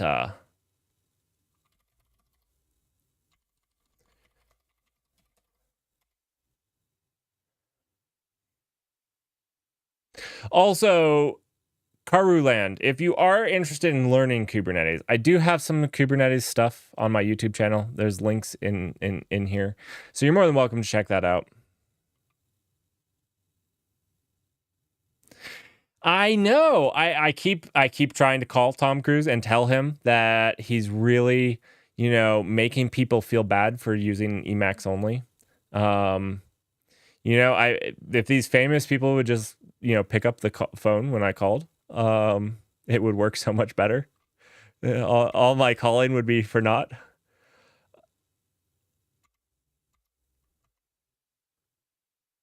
Okay, we also have the Eddington config that's not being picked up, so let's do that. Oh, he doesn't have a key binding. That makes sense. I mean, I guess he's not very good at. I have key bindings in Vim for my picking up my phone. I'm just joking. I do not have that. That's a kind of fun project. Answer my phone. You have like a companion app on your phone. Is that how you would do that? I guess that's how I would do it. Companion app it. So you have just like a little application that runs locally. Horrible security feature.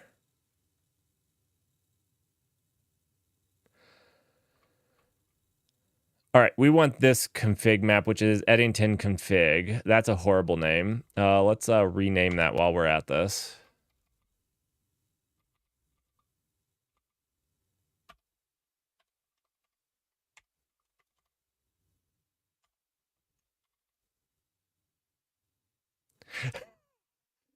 Kind of like a Bluetooth client, yes.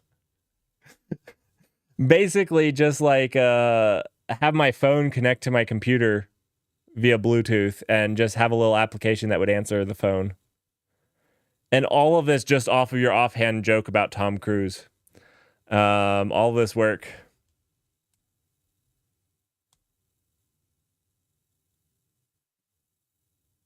No one else even seems to understand containers. I think that's a big problem. And I'm not saying like for you. I'm saying like that's a big problem in general. Is there's a lot of companies that try to use Kubernetes and don't even understand what it is or what it does. They're doing it because of hype. Smartphone in Vim. I kind of want to do it now. I kind of want to do it. Oh, let me text from Vim too. Oh, that's beautiful.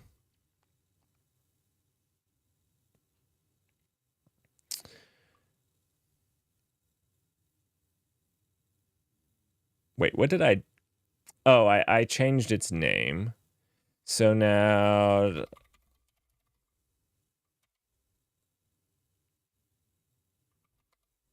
we just want the deployment, right? Yeah. All right. So here, can we do it? Can we do it? 1 second. We need to go one in. So it was env name. So for a name, this is just what it's going to be in the thing. I don't remember.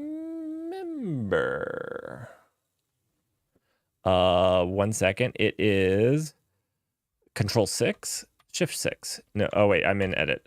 Shift 6? Nope. Control 6. It's definitely Control 6. There we go. Let's see. Port.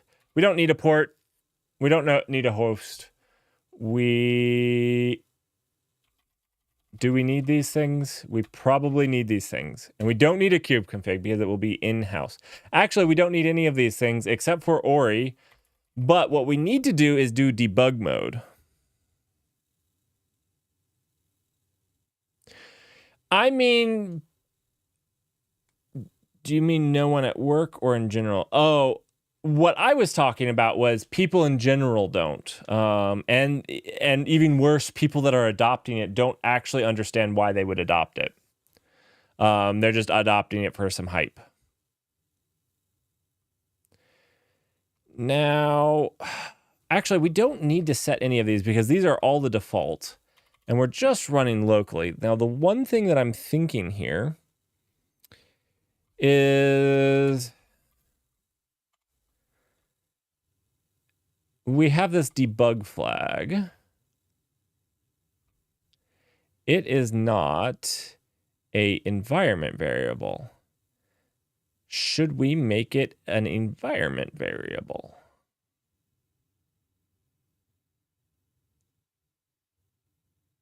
We can just pass it to the container. Let's just do an arg, right? I think maybe that would be... I think we'll just pass pass it as an arg.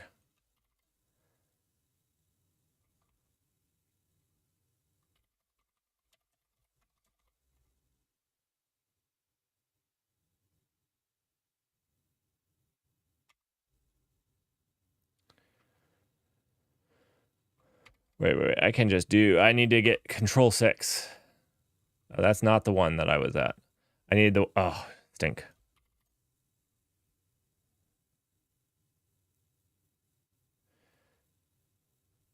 Auditors? Oh, auditors are fantastic, aren't they? Auditors are the pride and joy of most companies, I think. Oops, kick the camera.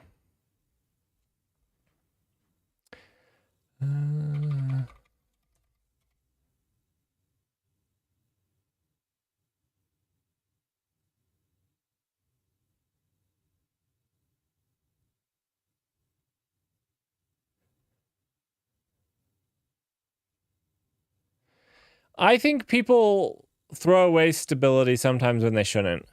I don't know. It's actually a really hard problem, and I think this comes where you really need to, as an engineer, come up with like what's the best solution.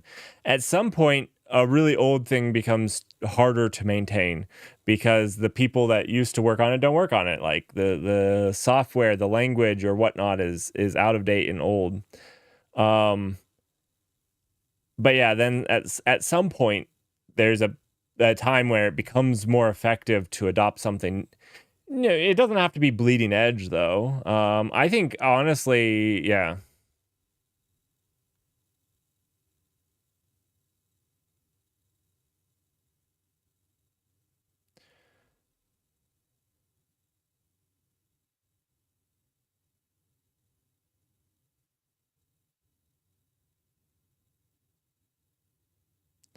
Right. That's kind of what I'm saying, Russell. And it's like it's part of what your requirements for your app are as well. So I would say that like for a database as a service, and you're holding customers' data, like enterprise customers' data, those types of projects should err more on the side of caution. Stability is better than faster features in general. And a power plant, a nuclear power plant, is way further on that side where stability is core and new features is very much secondary. And then you have like an app like Instagram, where I think an app like Instagram or Twitter, to a certain extent, can take some of those riskier things to bring new features, because new features bring in new users or keep people entertained. And so I think it's a fair thing to say I have a bug. As an engineering thing, like that's a fair risk because that's what the clientele would prefer. They would prefer those things, I think.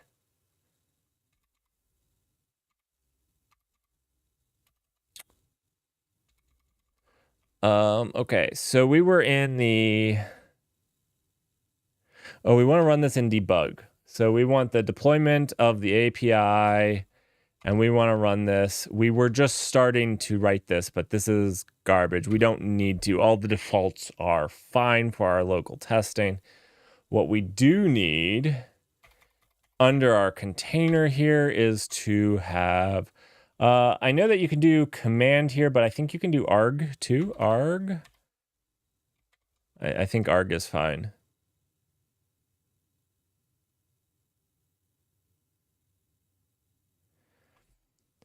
I don't. Yeah, actually, is that what you're saying, Karuland?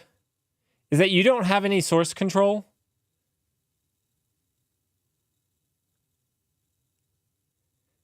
Because, I mean, I haven't worked for as long as Russell has.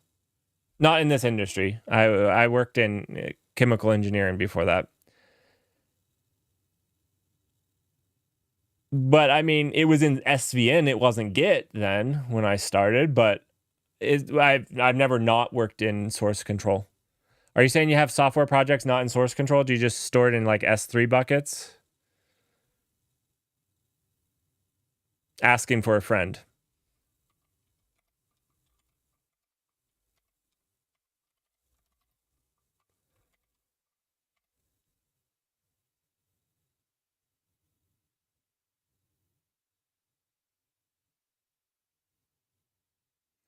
Dutch, welcome. Welcome to the show.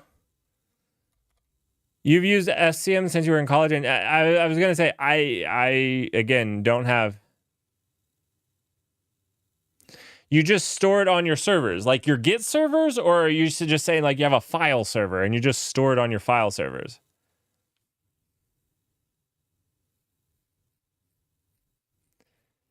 Karuland, this sounds terrifying, to be honest. Just to be frank, this sounds a little terrifying.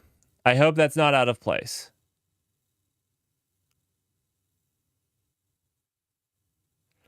So you have like no way to like do a code review or like how do you roll back a change? Let's say you make a commit. I guess it wouldn't be a commit. You make a change and then you're like, "No, the version before this, like something is just very wrong." How do you go back?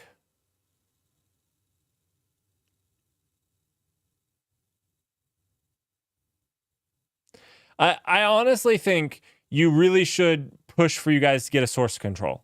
Like your entire team. This is not from an audit based thing. I hate auditors as much as the next person.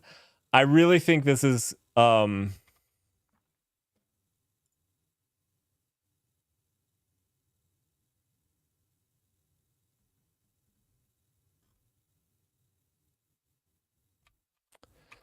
think it would be good for your team.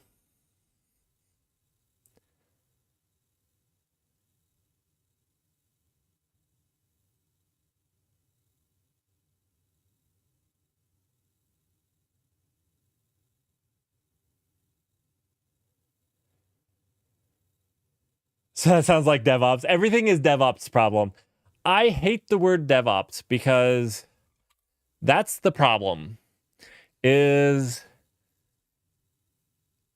you can't treat DevOps as a catch-all team. In theory, it shouldn't be a team.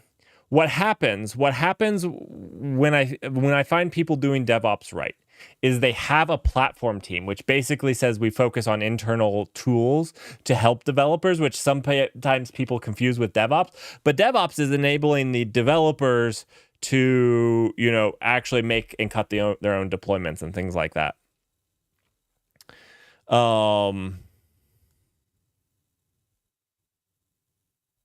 And even DevOps should use SCM for configure. I love GitOps, and why do I love GitOps is because I configure everything and store everything in Git. 100%.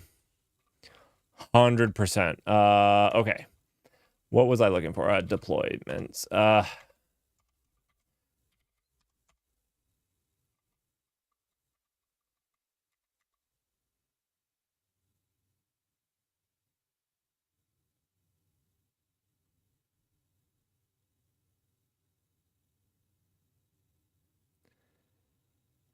So DevOps is worse. Wait. Platform team is worth.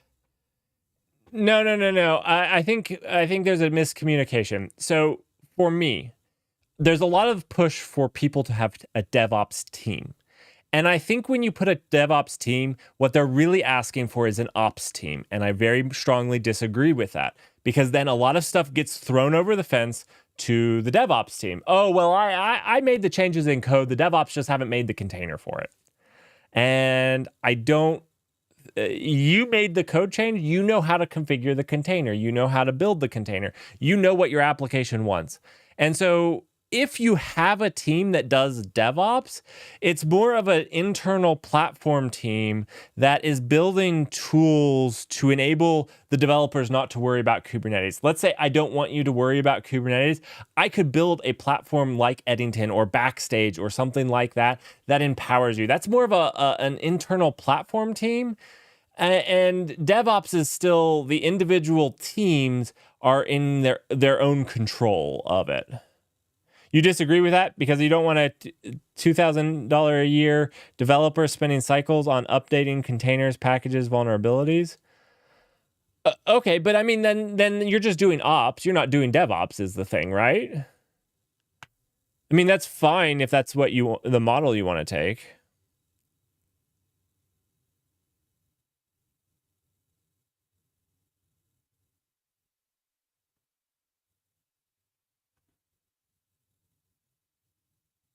I think that generally people shy away from that model because it just leads to the standard ops model. Your DevOps team would be providing infrastructure as code. So you're saying exactly building a platform for your developers to deploy to? That seems to be kind of what I was saying with a platform team.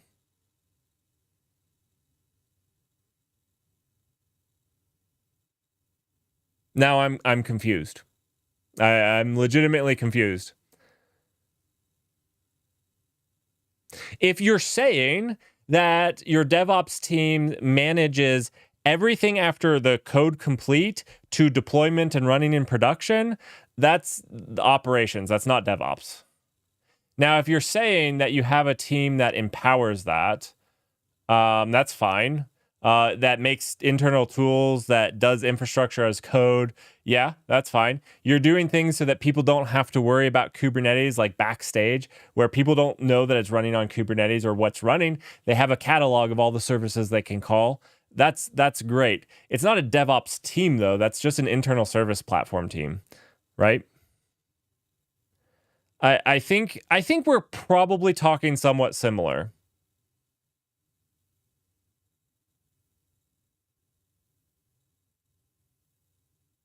You either have ops skills in your dev teams or you have. So the actual running, I agree, is a special skill. I don't think DevOps means that you run. I kind of. So I go back and forth on this. And I think that this goes to team, your project. I don't hate the SRE model of Google. I kind of hate it a little bit, but I don't hate it a ton.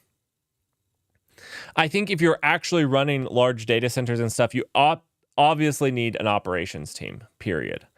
I think this is what I like about containers is because developers can get it to that point, the container part, and then operations can worry about running that, your SRE team or whatever you want to call it, operations.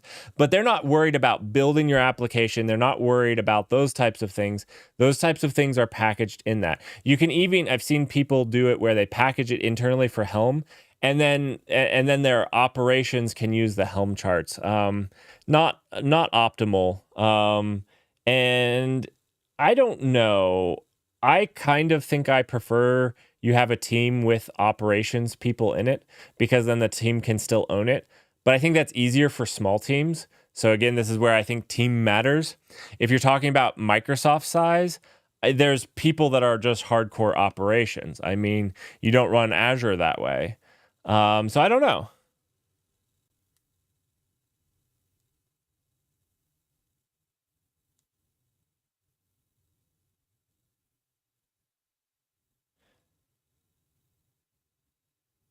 So for me, Russell, I think what I've seen work really well is having ops skills in your dev teams when you're having smaller teams.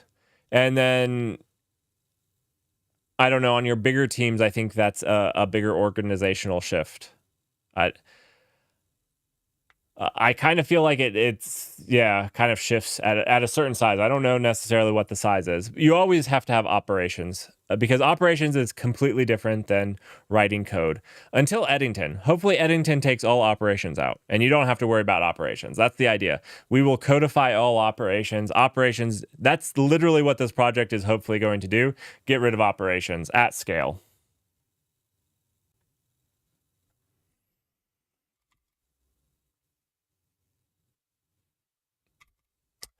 All right, something was not working. Oh, this. I did this arg of debug.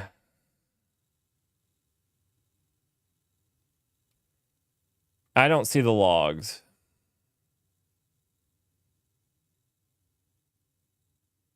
That Dutch, that's what I was saying. Like you don't have your developers in your data centers, you don't have them developing the software that they're going to use on those data centers. Like that's precisely what I was saying. When you get to a certain size, the having the ops in the teams doesn't work as well. And then I think that model goes down.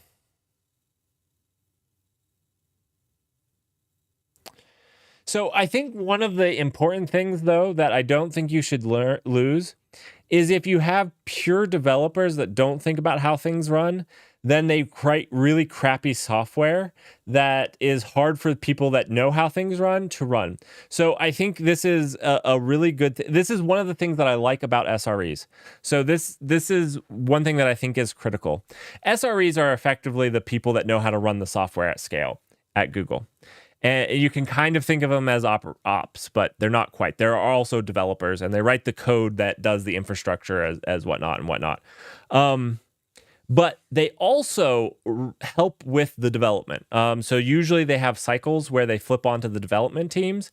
And the development teams also have people that intern, or I don't know, that they share people so that you get experience with the operations. And I think that is the critical thing whenever with whatever thing that you're doing, is that there is understanding, because you can make massive mistakes that make something that's very hard for ops to run, and very hard for them to run well and update. Like, when does a developer think, oh, how hard is this going to be to update? How stable is it going to be while updating? Those are the things that you don't get people thinking about when they're pure development teams. And so it's really important to have, even if they're not it's really important to have that experience on your development teams.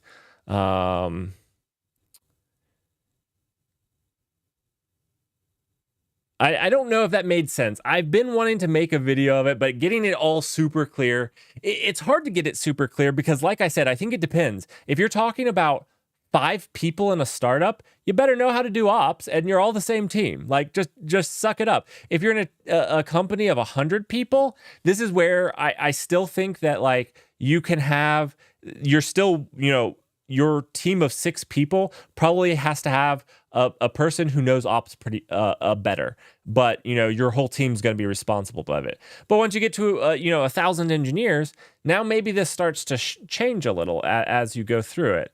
And so I think it's really hard to sit down and do like a definitive guide of when and how and what and where. It also depends on the engineers that you have, because you don't always have all the engineers that you exactly need.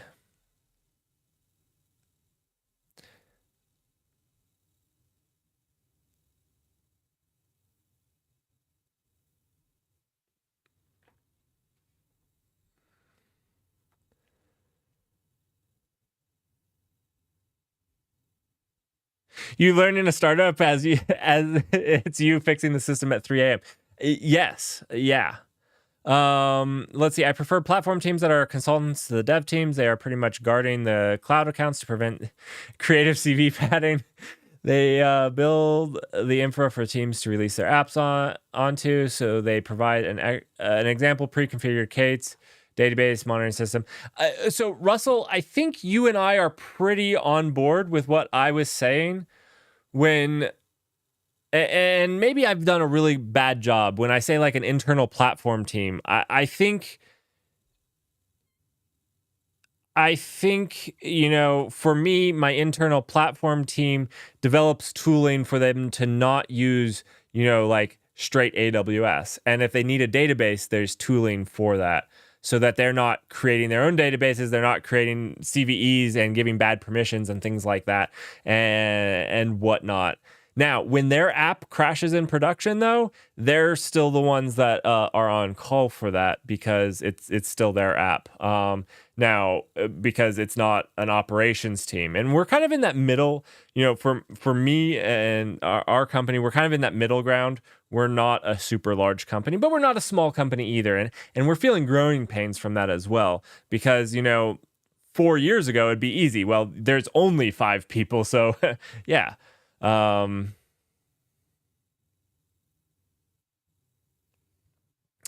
I think, Russell, I think actually, Russell, Dutch, we've all said some of the same things, for the most part. Maybe a little, maybe a few minor differences. But yeah, this is a really good conversation.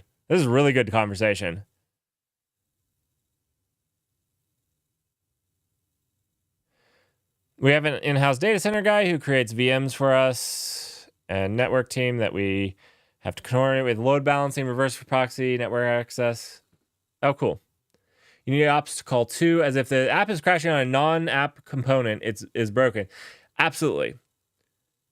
Yep. Russell, I think I completely agree. It's not deploying because the deployment pipeline is broken. Like the thing that actually gets it into the AWS account, that's not their team.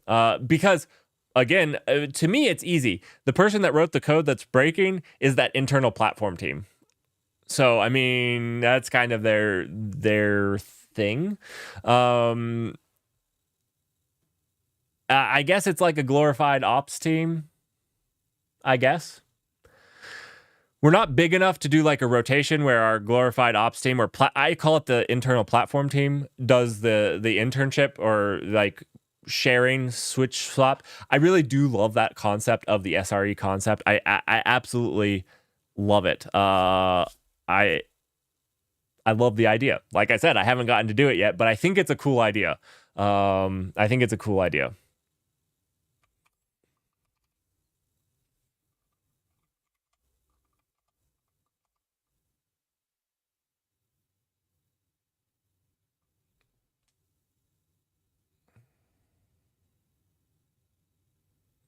The most memorable one for me was the blue-green not switching over as Azure DNS wouldn't flush, and the release tooling couldn't cope.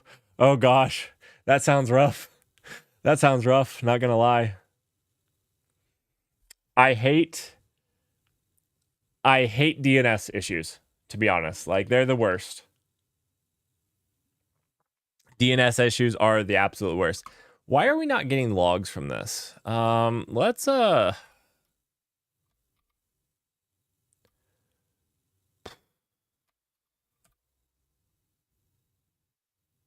wait. Control T, new. K logs. Pods. API service. Okay, this is what I was expecting. I don't know why. Yeah, running auth in production mode. That's what I wanted to look for. I don't know why these two are not getting, this or this are not getting logs. I've seen this before on K9S, and I've actually seen this same issue before on Tilt, where like it's now, but it didn't get the log history. Like it connected after some of the logs were gone, and it's not getting the log history. It's just streaming it. It was painful, about 40 minutes. Yeah. So I really do think Russell, Dutch, we're pretty close. And I do want to make a video on it because to me, I've seen a lot of companies go down a bad path with this where it's like, oh, we have a DevOps team, we'll just throw all the ops stuff on it. And then it's like, well, you really have an ops team.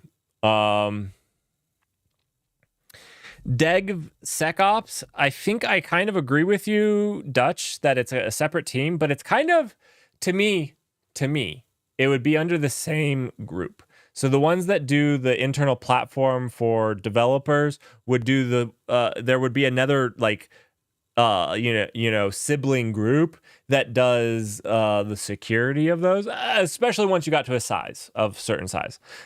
When you're a smaller team, it might be the same team, but when you get to a certain size, they would have a sibling group that does this, the same thing for security, where you're tooling. You have stuff that scans images. You have stuff that does that. You have stuff that monitors your Kubernetes clusters as they're running, those types of things.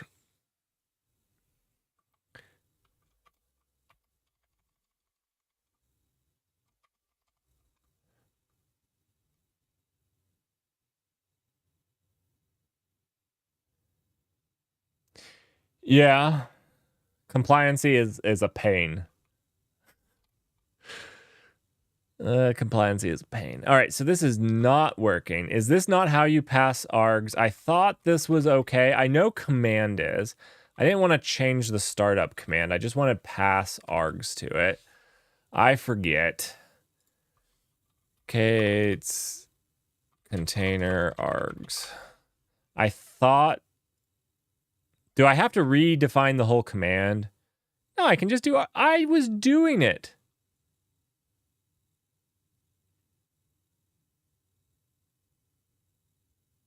I was doing it.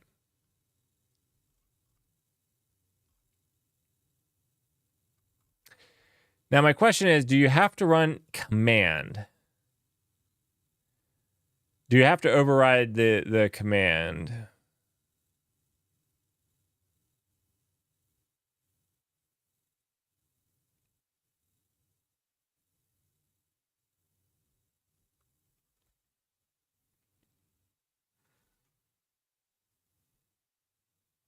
Do I have to restart tilt? Is that the solution?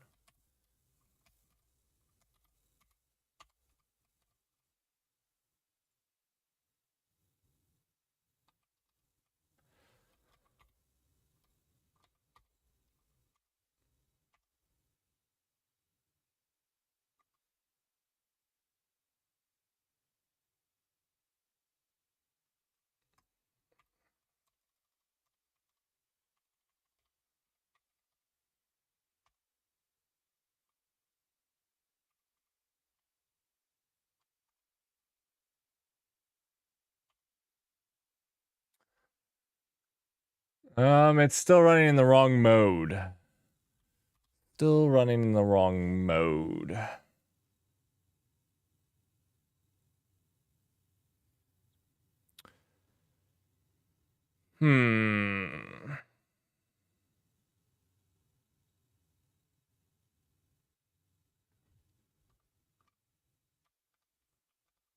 Thought I was doing that right, but maybe I'm wrong. Yeah, see, this is...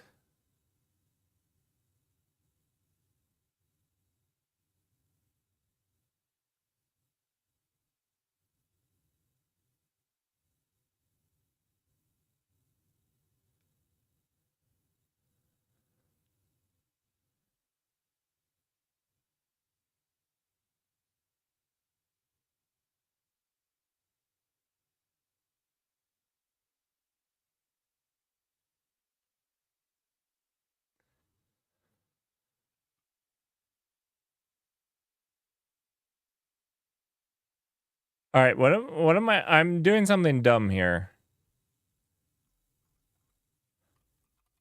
I'm doing something dumb here. And it's not standing out to me. It's not standing out to me.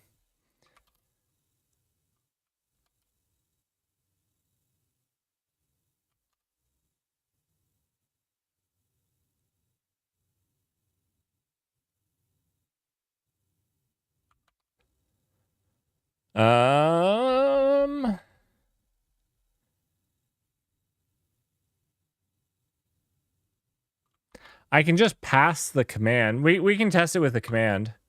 Let's see. I don't think it needs it. I'm pretty sure I've done it without commands. This would be API slash... I forget what this would be. Let's see. What would this be?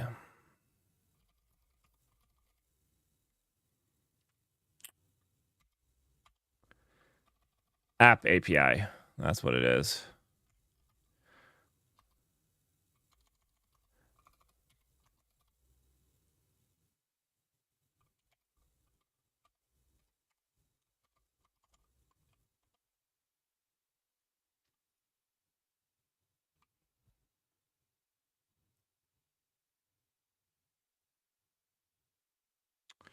And this is for the API service. Let's restart that.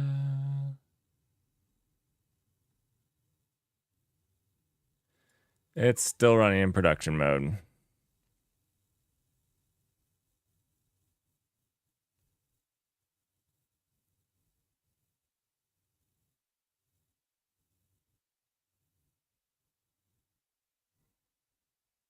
It's always nice to have somebody to do that stuff. I always worry if I'm expected to set up a server in case I miss something and it becomes easily hackable.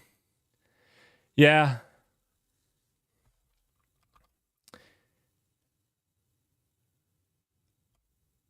All right, is this even making it to our cluster, though?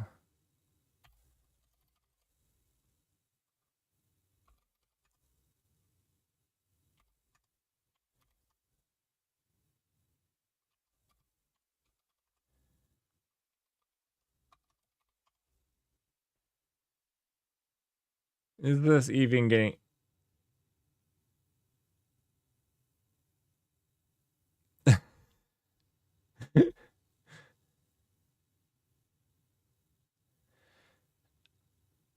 I think Karuland. I think some of the stuff with like the Git and the version control, Russell, Dutch, and myself have done this for a lot of times, and a lot of the things that we like are because we've shot ourselves in the foot without those types of things. Like there's a lot of lessons to be learned there. And a lot of this comes from experience of experiencing the pain, the 3 a.m. because no one else is there but you. So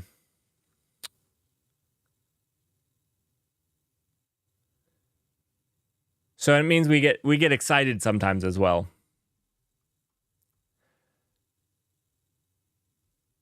When somebody tells us they don't use source code, source control, we get a little excited. Not going to lie.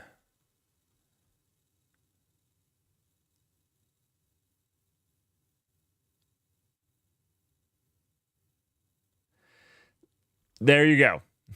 I lost 4 weeks of graduation game development because we didn't have an SVN server set up yet.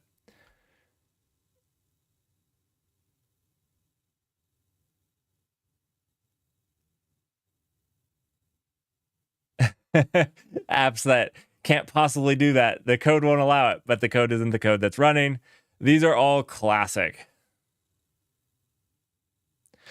And Karuland, none of us were ever saying it was a you problem. Let's be honest. We were just talking about... I mean, a lot of that was just digressing into like how we would set up teams, which, yeah. So, yep, 100% what Russell is saying.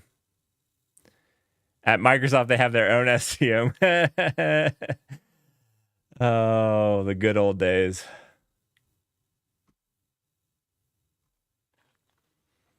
I don't see it here.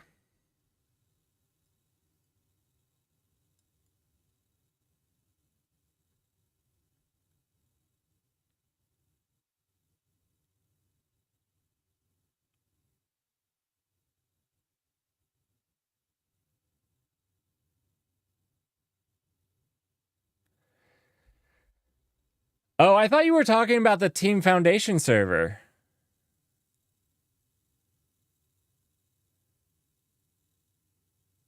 Visual Source server? Oh, that's fantastic.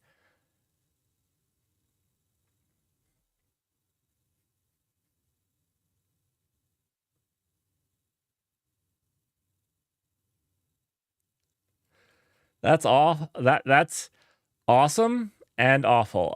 Let's see. I don't see it showing up here.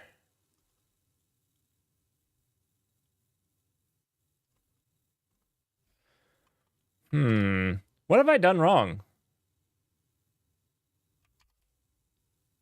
Wait.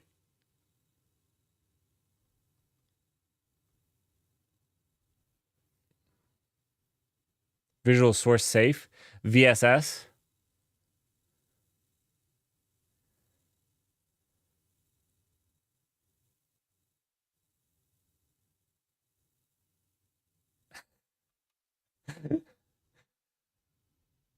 I don't know what's going on here.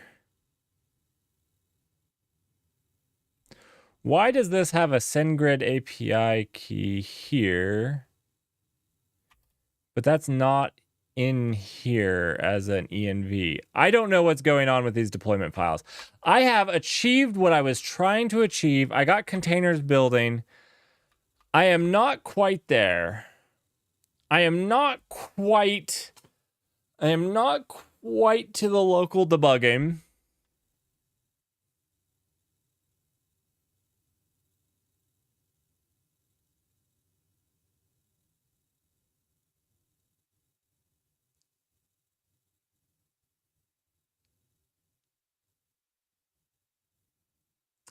Oh, a university. Nice. Okay, that does explain a lot.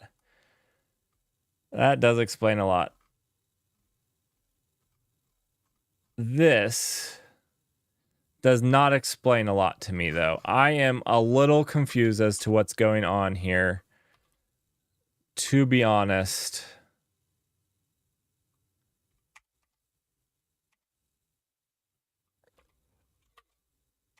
All right, so here's our API service, and we just...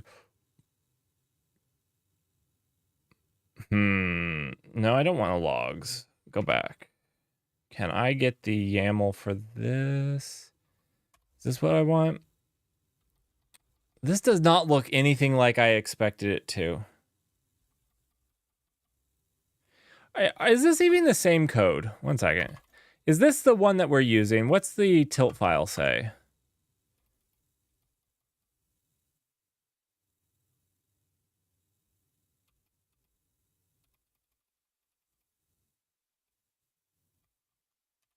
Yeah, it's just the API. Oh, it's not. It's freaking not the right file. I have two files. That's the problem. It's deploying a different... I was going to say this just does... I don't see it changing, and like, I don't have that SendGrid API. Oh, okay. It's a different file. Reality is coming back to me.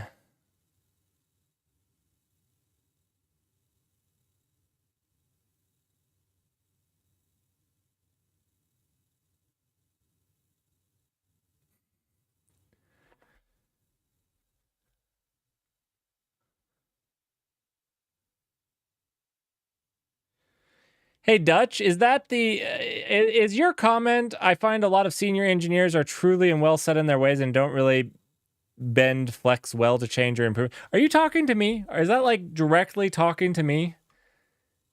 That was hurtful. Or do not consider me senior. That's thank you. I'll just you don't need to answer that. You're good.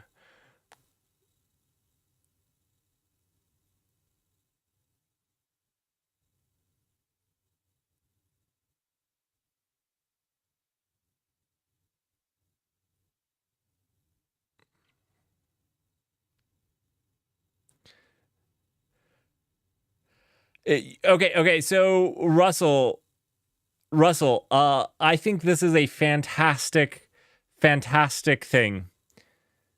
I had a coach when I was young, a swim coach, and his thing was like, don't repeat, practice makes perfect. His thing was perfect practice makes perfect. He's like, every single time you take a stroke, you practice the perfect stroke, or at least try to practice the perfect stroke, because that's what's going to make you you have a perfect stroke. You can't just say, oh well, I've done it long enough. And obviously there's stuff that you learn from just doing it.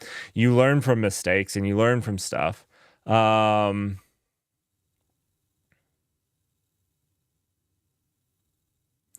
Yeah, I also try to do new stuff.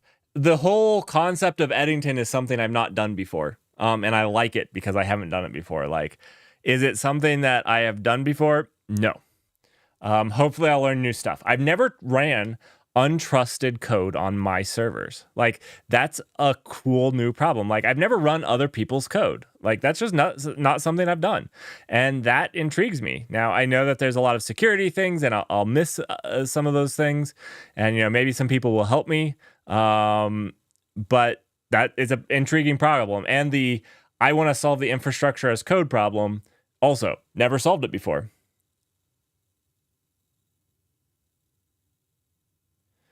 I don't know about that. If you do the same thing 10 years, you're 9 years behind the kids coming out of college. That's true. That's true, Russell. I have never intentionally run untrusted code. Very valid point. Very valid point. I've never intentionally run untrusted code. Oh, very, very valid point. Definitely run other people's code before.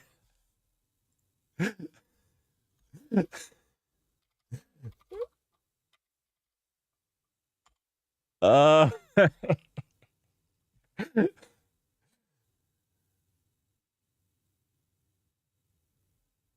don't trust your own code, but you still run it. Fair enough. I'm trying to build a platform that lets anybody run their own code and not let them screw with other people's code. So let's see, API service image. So I should just be able to do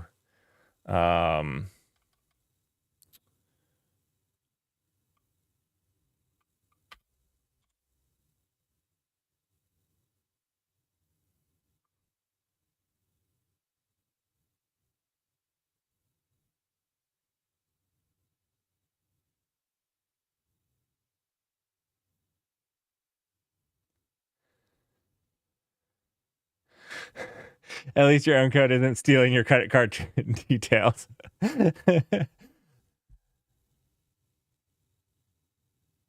A lot of code was copied and adapted straight from Stack Overflow. The new one is like, people act like ChatGPT or Copilot does more than is like a really fancy Stack Overflow copy and paster. I'm like, that's what it is. It's a faster, more efficient Stack Over. It's like, no. I see the problem you're having. Here, let me help you with that. I found it on Stack Overflow. Oh. I need to get Cody in NeoVim. I need to do that. I want to do that. All right. There we go. There we go. My good. Okay. I need to fix that. I think I've seen this problem before where the deployment files weren't in the projects, and they should be in the projects for them.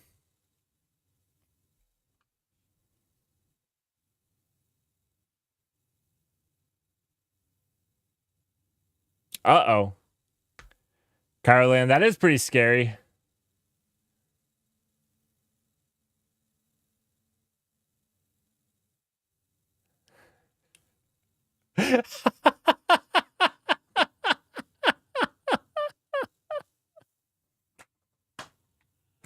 Somebody's been burned by that.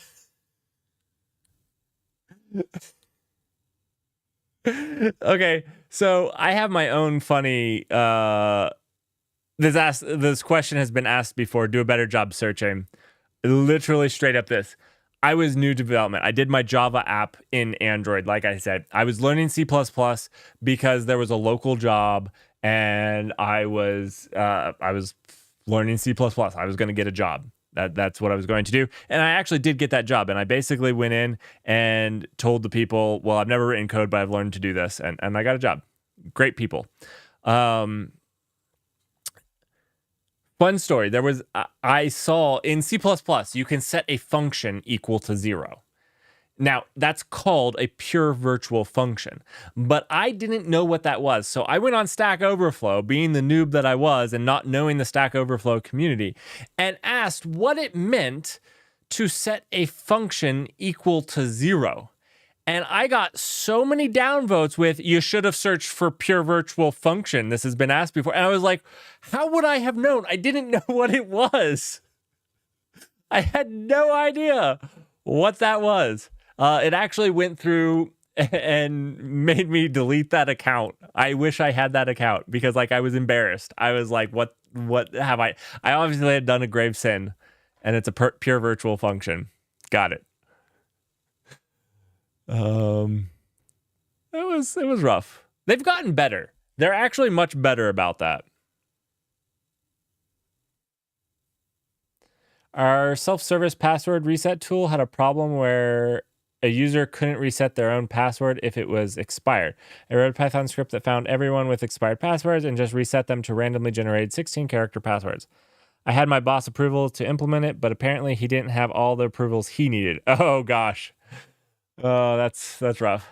I've been burned by it as I was searching and found a post that I thought might answer it, only to find that the post was closed as duplicate. Google ranked the duplicate higher than the actual answer. Oh man. Yeah. If it was me, I would happily have people mark it as duplicate, but go ahead and answer it. Or just post the link as your answer. Answered here. Like, there's no reason not to have multiple. It's like a graph. There's different entry points into your graph. Maybe one person uses Bing. Maybe one person uses Google. Maybe one person uses ChatGPT to get there. It shouldn't matter. You should find the answer.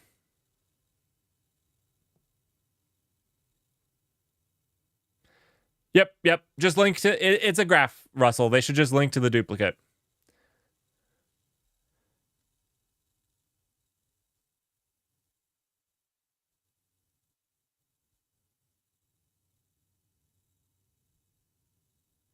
It's just obnoxious to say it's a duplicate. I honestly don't think they should say it's a duplicate because I think that's a little harsh for somebody that might be struggling. I think they should literally just post the link and say answered here. And you can, click the link. I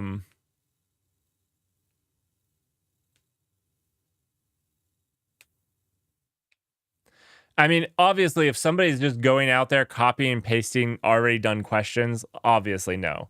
But this comment is a duplicate. Toggle bit.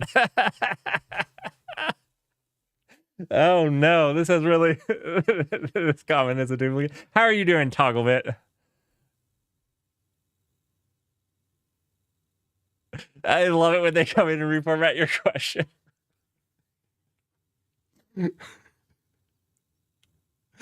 You're good. So you haven't been on Stack Overflow recently, is what we're ascertaining from this. Shepmaster edits every single Rust question answered or asked. I don't know who Shepmaster is, but he's really good at Rust, but I don't know who he is. Oh, wait, Togglebit, are you Shepmaster? Because if you are, you should first go by Togglebit so I know who I'm making fun of first. Oh, they do know their stuff, though.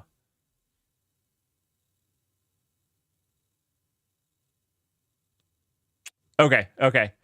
I don't have any bad experience with Shepmaster. I just know that if you write a Rust question, they are sitting there watching, ready to pounce on. Shepmaster, I think, answers 85% of the questions anyhow. I don't know if that's the true stat, or if I don't know if Shepmaster is still. When I was learning Rust initially, is when I was there a lot.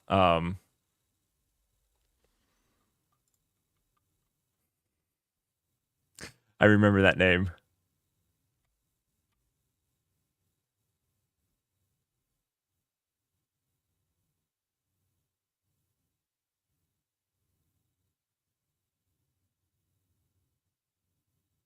I mean, that's fantastic.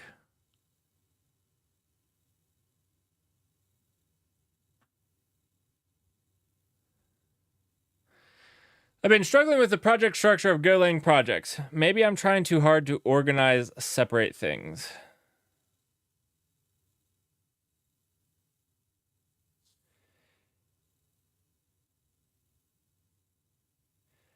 Oh, yeah. The truest answer to this question, if you're wanting to organize your Go projects in a really delightful way, just absolutely delightful, I want you to go try it now. I want you to go spend several weeks trying it out, is to use Go Workspaces, this wonderful feature that was released in what was it? Go Workspaces has been around since 1.18, I believe. The same time when Go released generics, which was only like 12 years too late. Go Workspaces. That's how you should organize them. Just go use it, embrace it.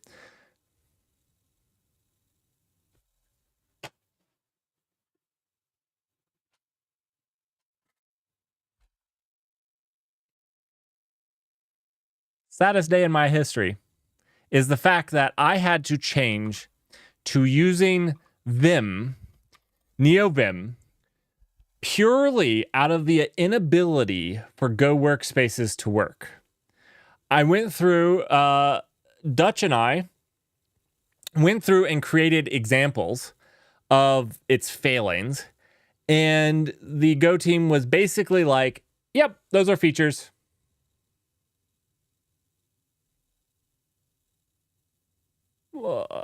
I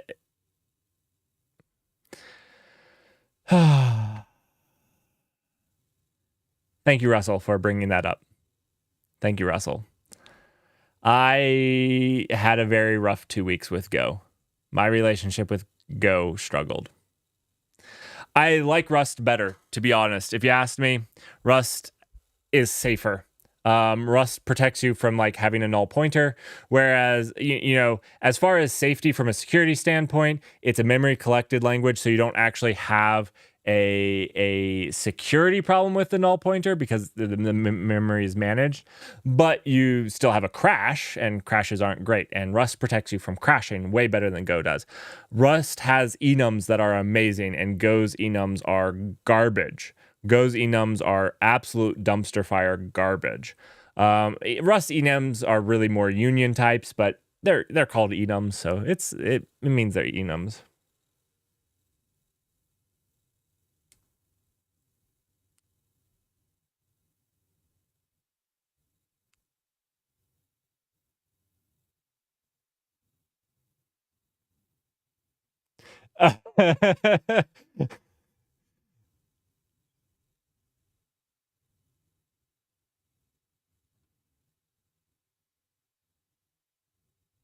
You've never used Rust, but you like Go better. Okay, so if you want a primer, a real answer, so Go workspaces is obviously a bad answer. Go project structure. There is a thing, standard Go. This is what I wanted. This right here, project layout. Go read this. I believe this is the right one. Let's see. This is the yeah. CMD internal package. This is the good one. This is an easy one to adopt. There's a couple variations that you can adopt. This is a good one. So on a real note, if you're learning Go and want to, that's a pretty good place to start. And if you learn this way, other ways will also make sense. So I generally like this.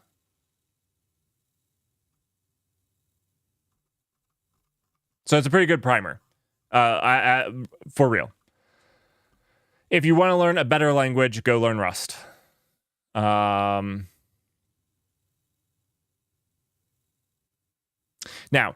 I actually on a serious note, you'll say, "Oh, if it's a better language, why are you using Go here?"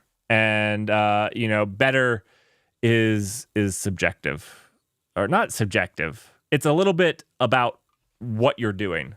So nobody would say like JavaScript is a bad choice, or TypeScript, whichever one you want to pick, is a bad choice for front end development. But one thing that you have to keep in mind is that the language you use is a tool. I have a lot of Rust projects, and we write a lot of Rust in here. But this project specifically is in Go because it does stuff with container runtimes, and there's a whole lot more tools out there for it. So unless if I wanted to rewrite all those tools in Rust that I can just use natively in Go, then I would. Rust doesn't really feel like the right tool for the job for it.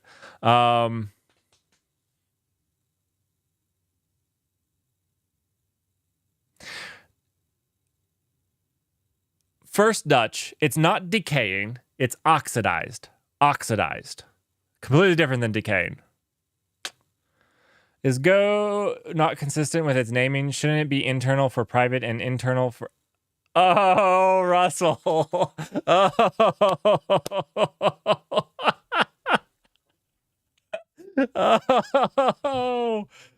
Oh, that was a good one. That's a good one. You should put that on Reddit somewhere. I am going to tweet it. Can I tweet that, Russell? I don't tweet spicy things often, but I'd like to tweet that. That is fantastic.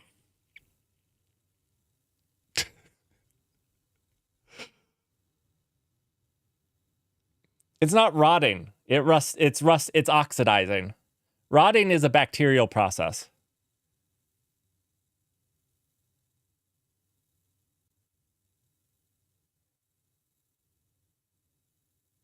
Isn't rotting bacterial? I don't know that I want to argue this because I really don't know. I think rotting is bacterial. 1 second.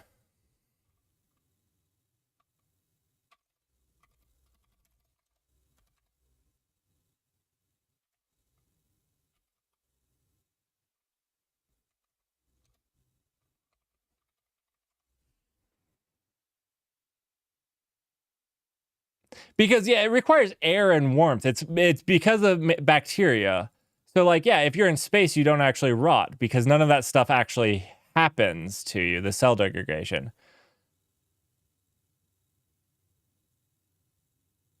You think that the Rust community is more culty than the Go community? I don't think so. Look, I say bad things about both Rust and Go. I am very happy calling out things that I struggle with in both languages, and I use both languages fairly heavy. I don't consider myself an expert in either language, really. I can use either language proficiently. And I get called out for stating things that I think should be fixed all the time.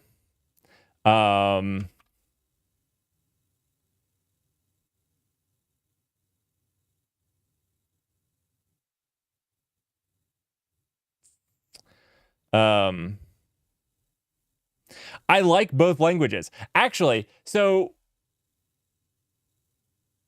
I like Go because Go is so much simpler than Rust. You can get up and you can just run and it's fantastic. The problem with Go, the real crux of the problem is that it lets you get up and running so fast that you just shoot yourself right in the foot like multiple times in a row. It's so painful.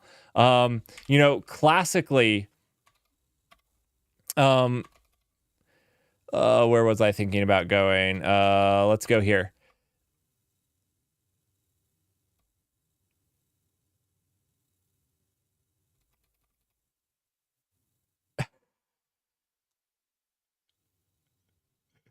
It's all memes.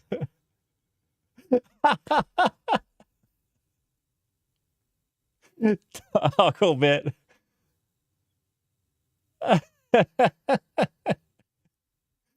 Oh, so like with Go, this is like super simple, and if you come from C, it just makes sense. But then if you go and look something like API, let's look at controllers.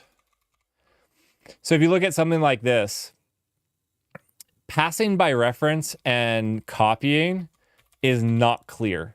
And a lot of people that are new to Go shoot themselves in the foot multiple times with this versus this. Because it is so simple. Both of those will work. And then you're in a heap of trouble if you don't understand it. If you're coming from C++ or C, this is easy. The problem is, it just shouldn't be a problem. I think that there was several easy ways to solve this, just like there's easy ways to solve the fact of enums. Do you guys want to see an enum in Rust or in Go? Do you guys want to see an enum in Go? You do. You do.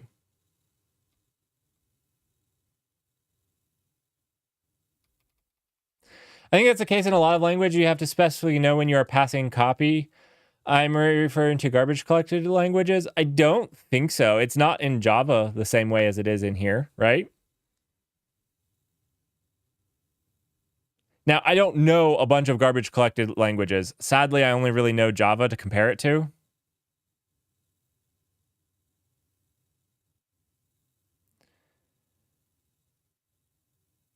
But Java always assumes a pointer unless if it's an int or something else, another primitive. Unless it's a primitive, it's always a pointer, right? You're not passing by value. I don't know about the newer Javas. I've not touched Java for 5 years. It's probably actually only been 4 years, but I like to say 5 years, 6 years, maybe 7 years. I haven't touched Java for 7 years. Yes, you do. You do.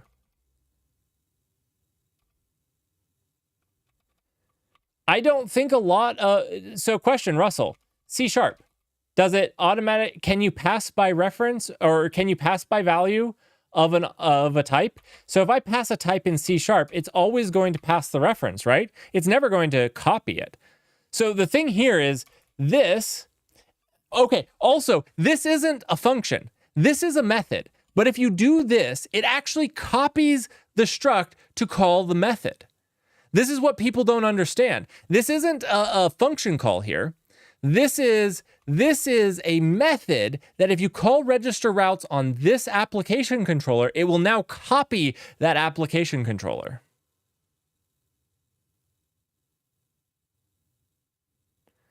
And it's not the function.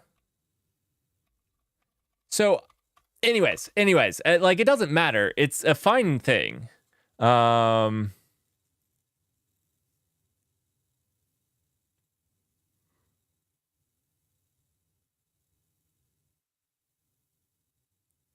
Yeah, so I think this is actually a bit different than a lot of languages. I don't think there's one language out there that says a method on a thing will actually cause it to copy, right?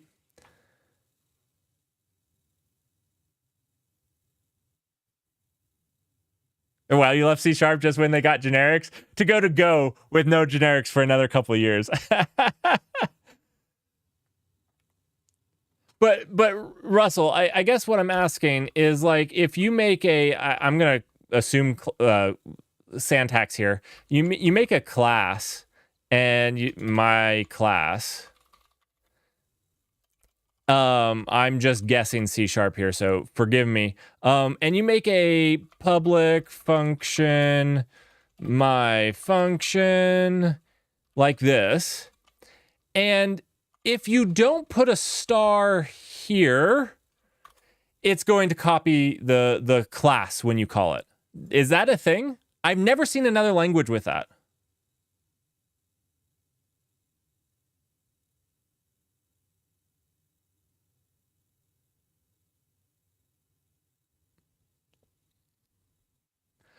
I know you can't put a star there. That's what I'm saying. Like, Dutch, I'm saying that no language would say that that you have to state that this method, because this is a method on, you could think of it as a method on a struct or a method on a class.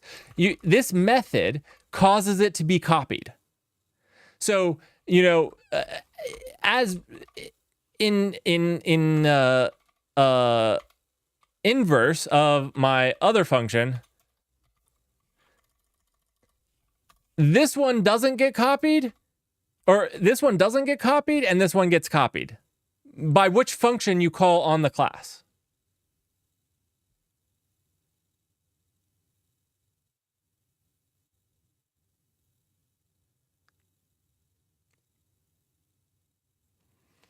Right? So that's what's happening here. This is a method on the application controller.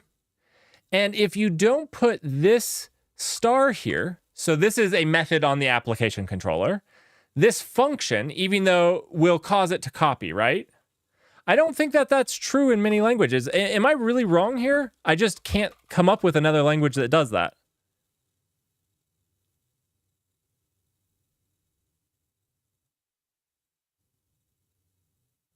Rust has some things with it, but Rust doesn't let you shoot yourself in the foot. Rust will say, the borrow checker failed, and you're an idiot. Which is the nice thing about Rust, is because it's going to say, like, oh, well, you're trying to borrow yourself, you moron. I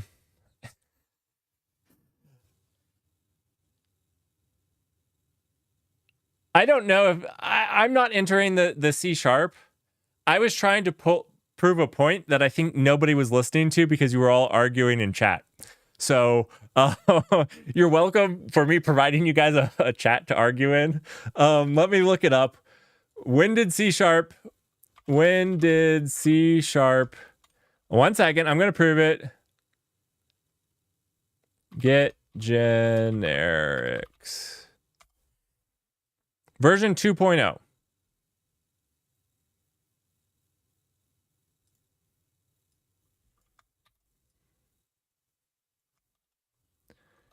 Release. November 2005.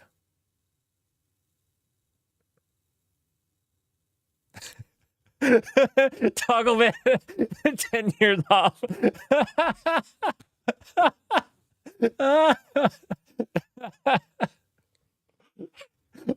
Only slightly. Only slightly. Oh.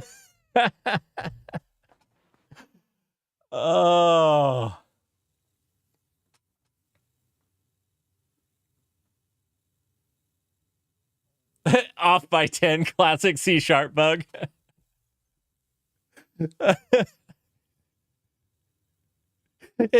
Right.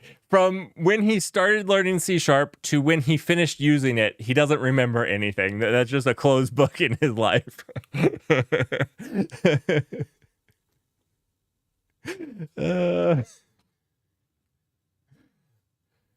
What a troll. Okay, if you guys don't know, well, let me do this. Togglebit is a fantastic streamer. He streams in Rust. So I don't know how to do this, but if you guys don't... Can I do that? Is it slash? There we go. He's a big troller. He actually has a really fantastic stream. So if you like Rust or want to learn Rust, he's far better at Rust than I am. And he's making a TUI, which is fun to say. I like saying TUI.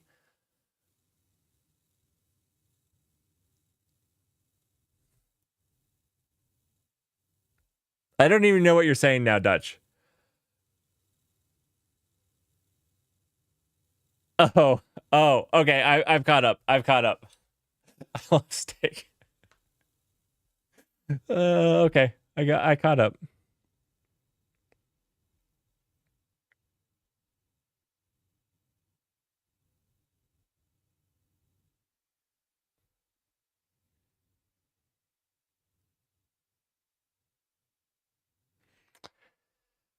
Togglebit, I cannot show you what I was doing today because I believe 3/4, 9/10 of the Twitch community would hate me for doing it live on Twitch.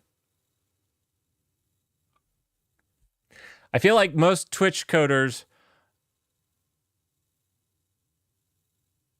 don't work on any sort of containerized anything. All right, so Toggle. I have 2 projects. The Twitch alerts, which are in Rust, which are fantastic, which I had a huge Saturday stream you missed. On those Twitch alerts, we were busting through the Rust code. We actually fixed a bug, which was literally just deleting code, which was fantastic, felt good. I love it when I delete code and it fixes bugs. Absolutely fantastic. It's also a little bit of a shame, because I wrote extra code.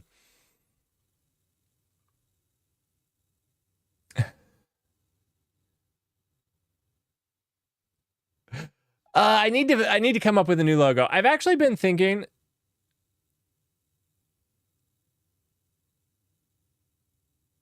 Logo shaming for the. I've actually been thinking about just changing my channel to Merrick Counts. I don't know. Like, Clavinex is something I gamed under when I was a kid, and yeah, it's my GitHub because whatever. I actually gamed as a kid under the name Church, and then Red vs. Blue, a Halo like little short stories that released on the internet came out, and then I decided not to have the name Church as my handle for obvious reasons, and went to Clavinex because I thought it sounded cool.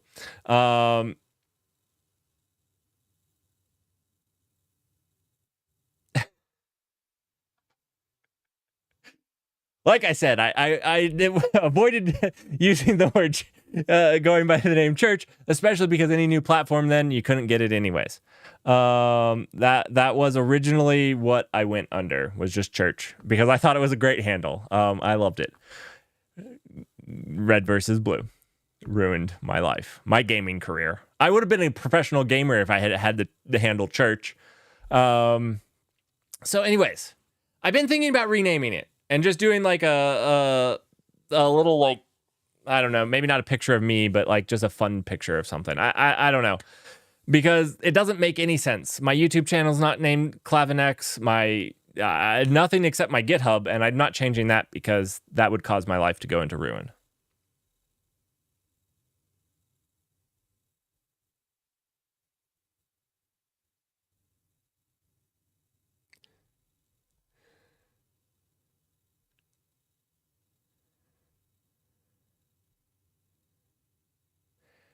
Yeah, I am thinking about changing it just to merit counts, like my name. Everybody knows what my actual name is anyways, so it doesn't really matter. And yes, I'm that famous soccer player, because there's like two merit counts out there. Soccer player and me. I mean, and another guy. I'm the soccer player.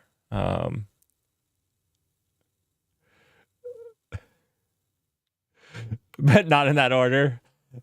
It was actually Walrus and Bucket, but he I don't know. It was already taken.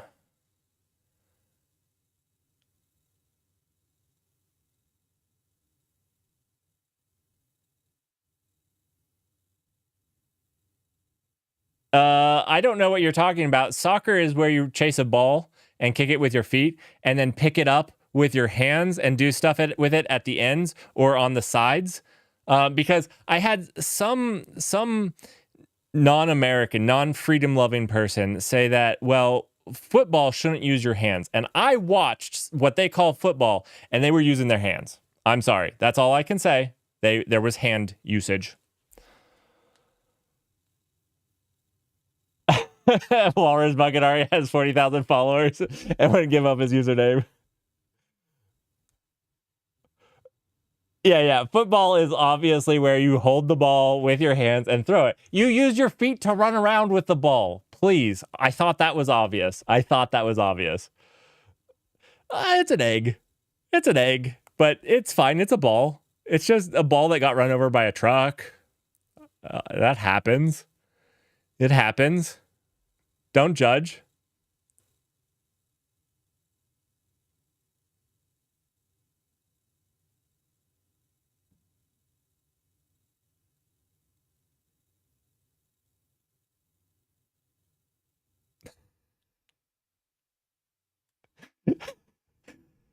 It's okay, Dutch. Your name is usually, when you're trolling me, it's usually very applicable. Like, I just see it and I'm like, yep, that's what I want to say. That's it. You know what? Now I can say your name because I can do this. That's right. I can also say JavaScript. I don't know how to use it well yet, but I'm gonna definitely beep out my usage of the tainted languages.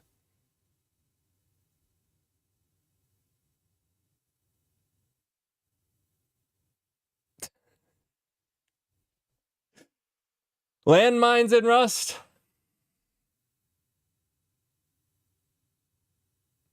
I love AutoMod. Your fellow was bullying. I don't know how your fellow is bullying, but imagine Dutch is well used to the point of view of your fellow countrymen, but also fans. Your fellow. It auto-modded you on your fellow for bullying. I don't know if your fellow is. Do people use that in do people use that?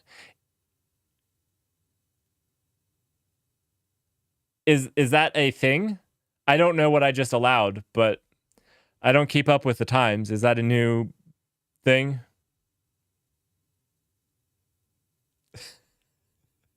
It's for bullying.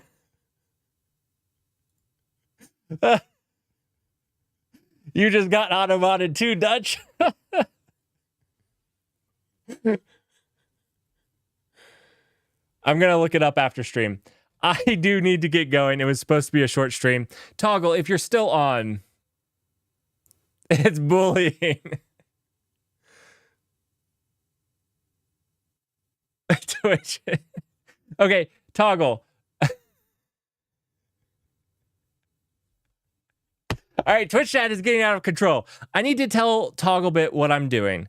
So Toggle, you know that I have 2 projects, and then I'm going to end stream, but I have 2 projects that I mostly do on stream. We do some other little fun stuff.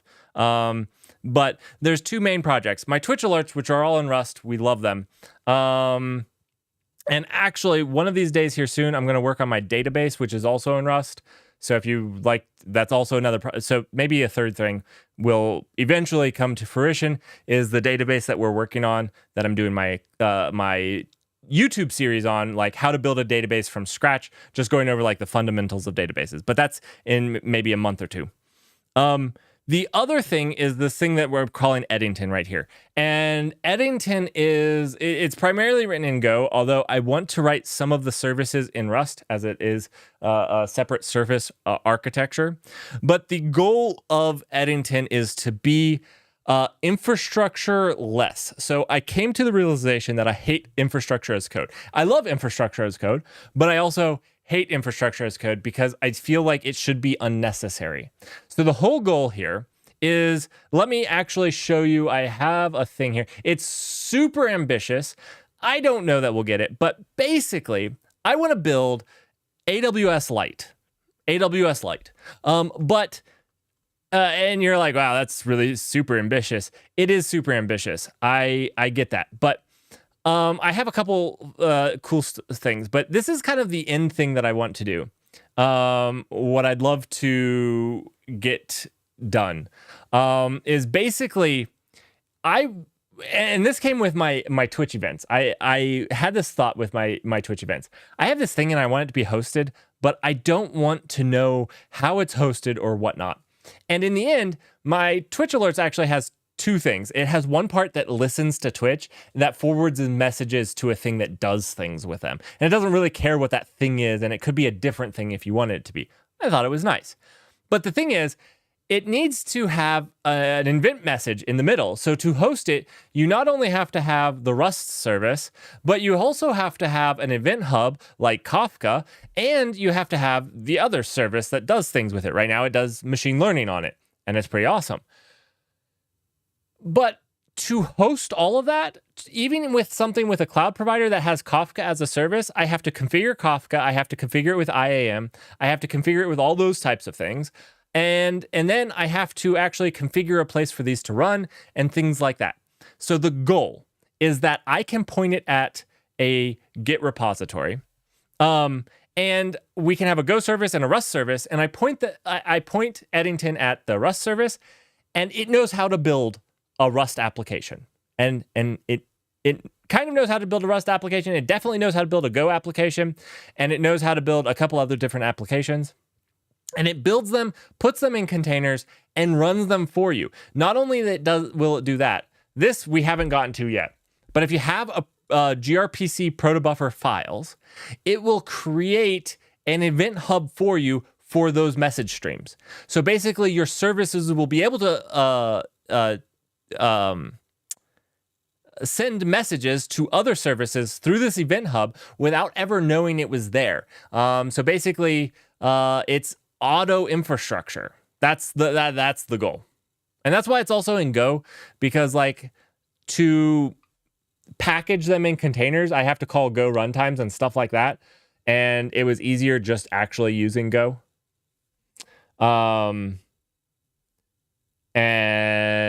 But I think that there are some services that are going to be.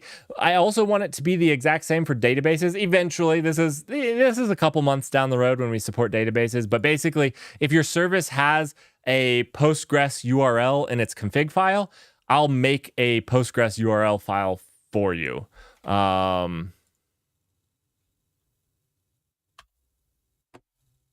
That's it. It's pretty simple. It's a simple idea. If you don't know what the Eddington number is, the Eddington number is a pretty famous person. I like him. I think got overshadowed by Einstein just a little bit.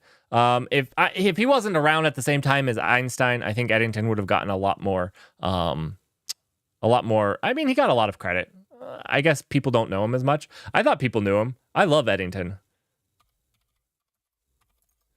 But the Eddington number is kind of the calculated number of molecules in the observable universe.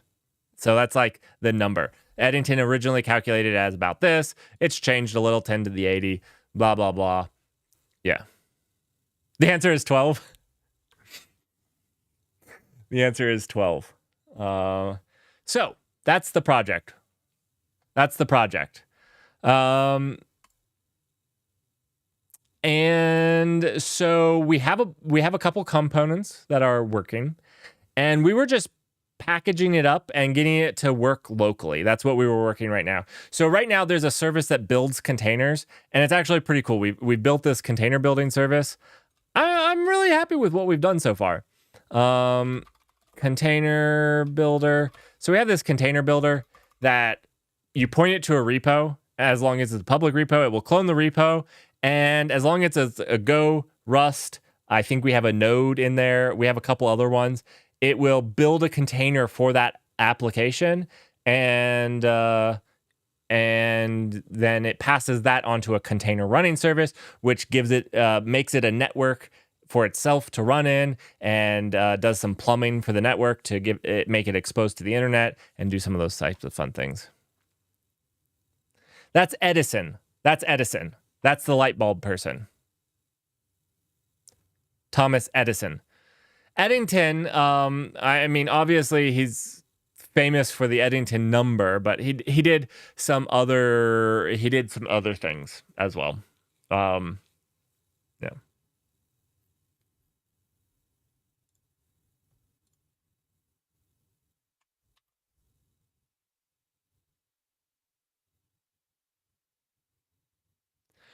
Okay, wrong Eddingtons. We're talking about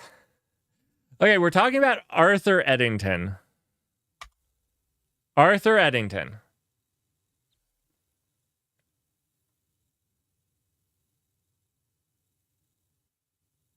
I like physics. Okay, also I only know a bit about, yeah. So, anyways, that's the Eddington number. And I was thinking, what's bigger than the clouds? The universe. And then I tried binary star, and then I got Eddington.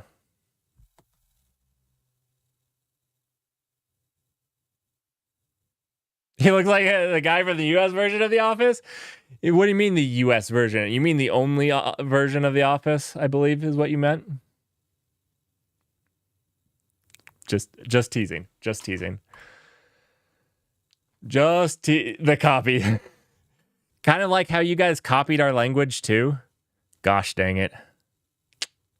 Also joking, for any of you that don't know, I realize that the Americans were probably the ones to copy the language. Just teasing. But it is late for me. It's early for some of you. I have to get going. Thanks for joining.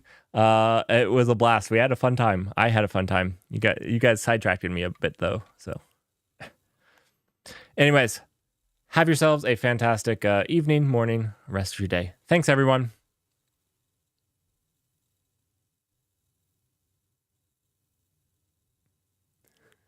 You named your language after us? Dang it.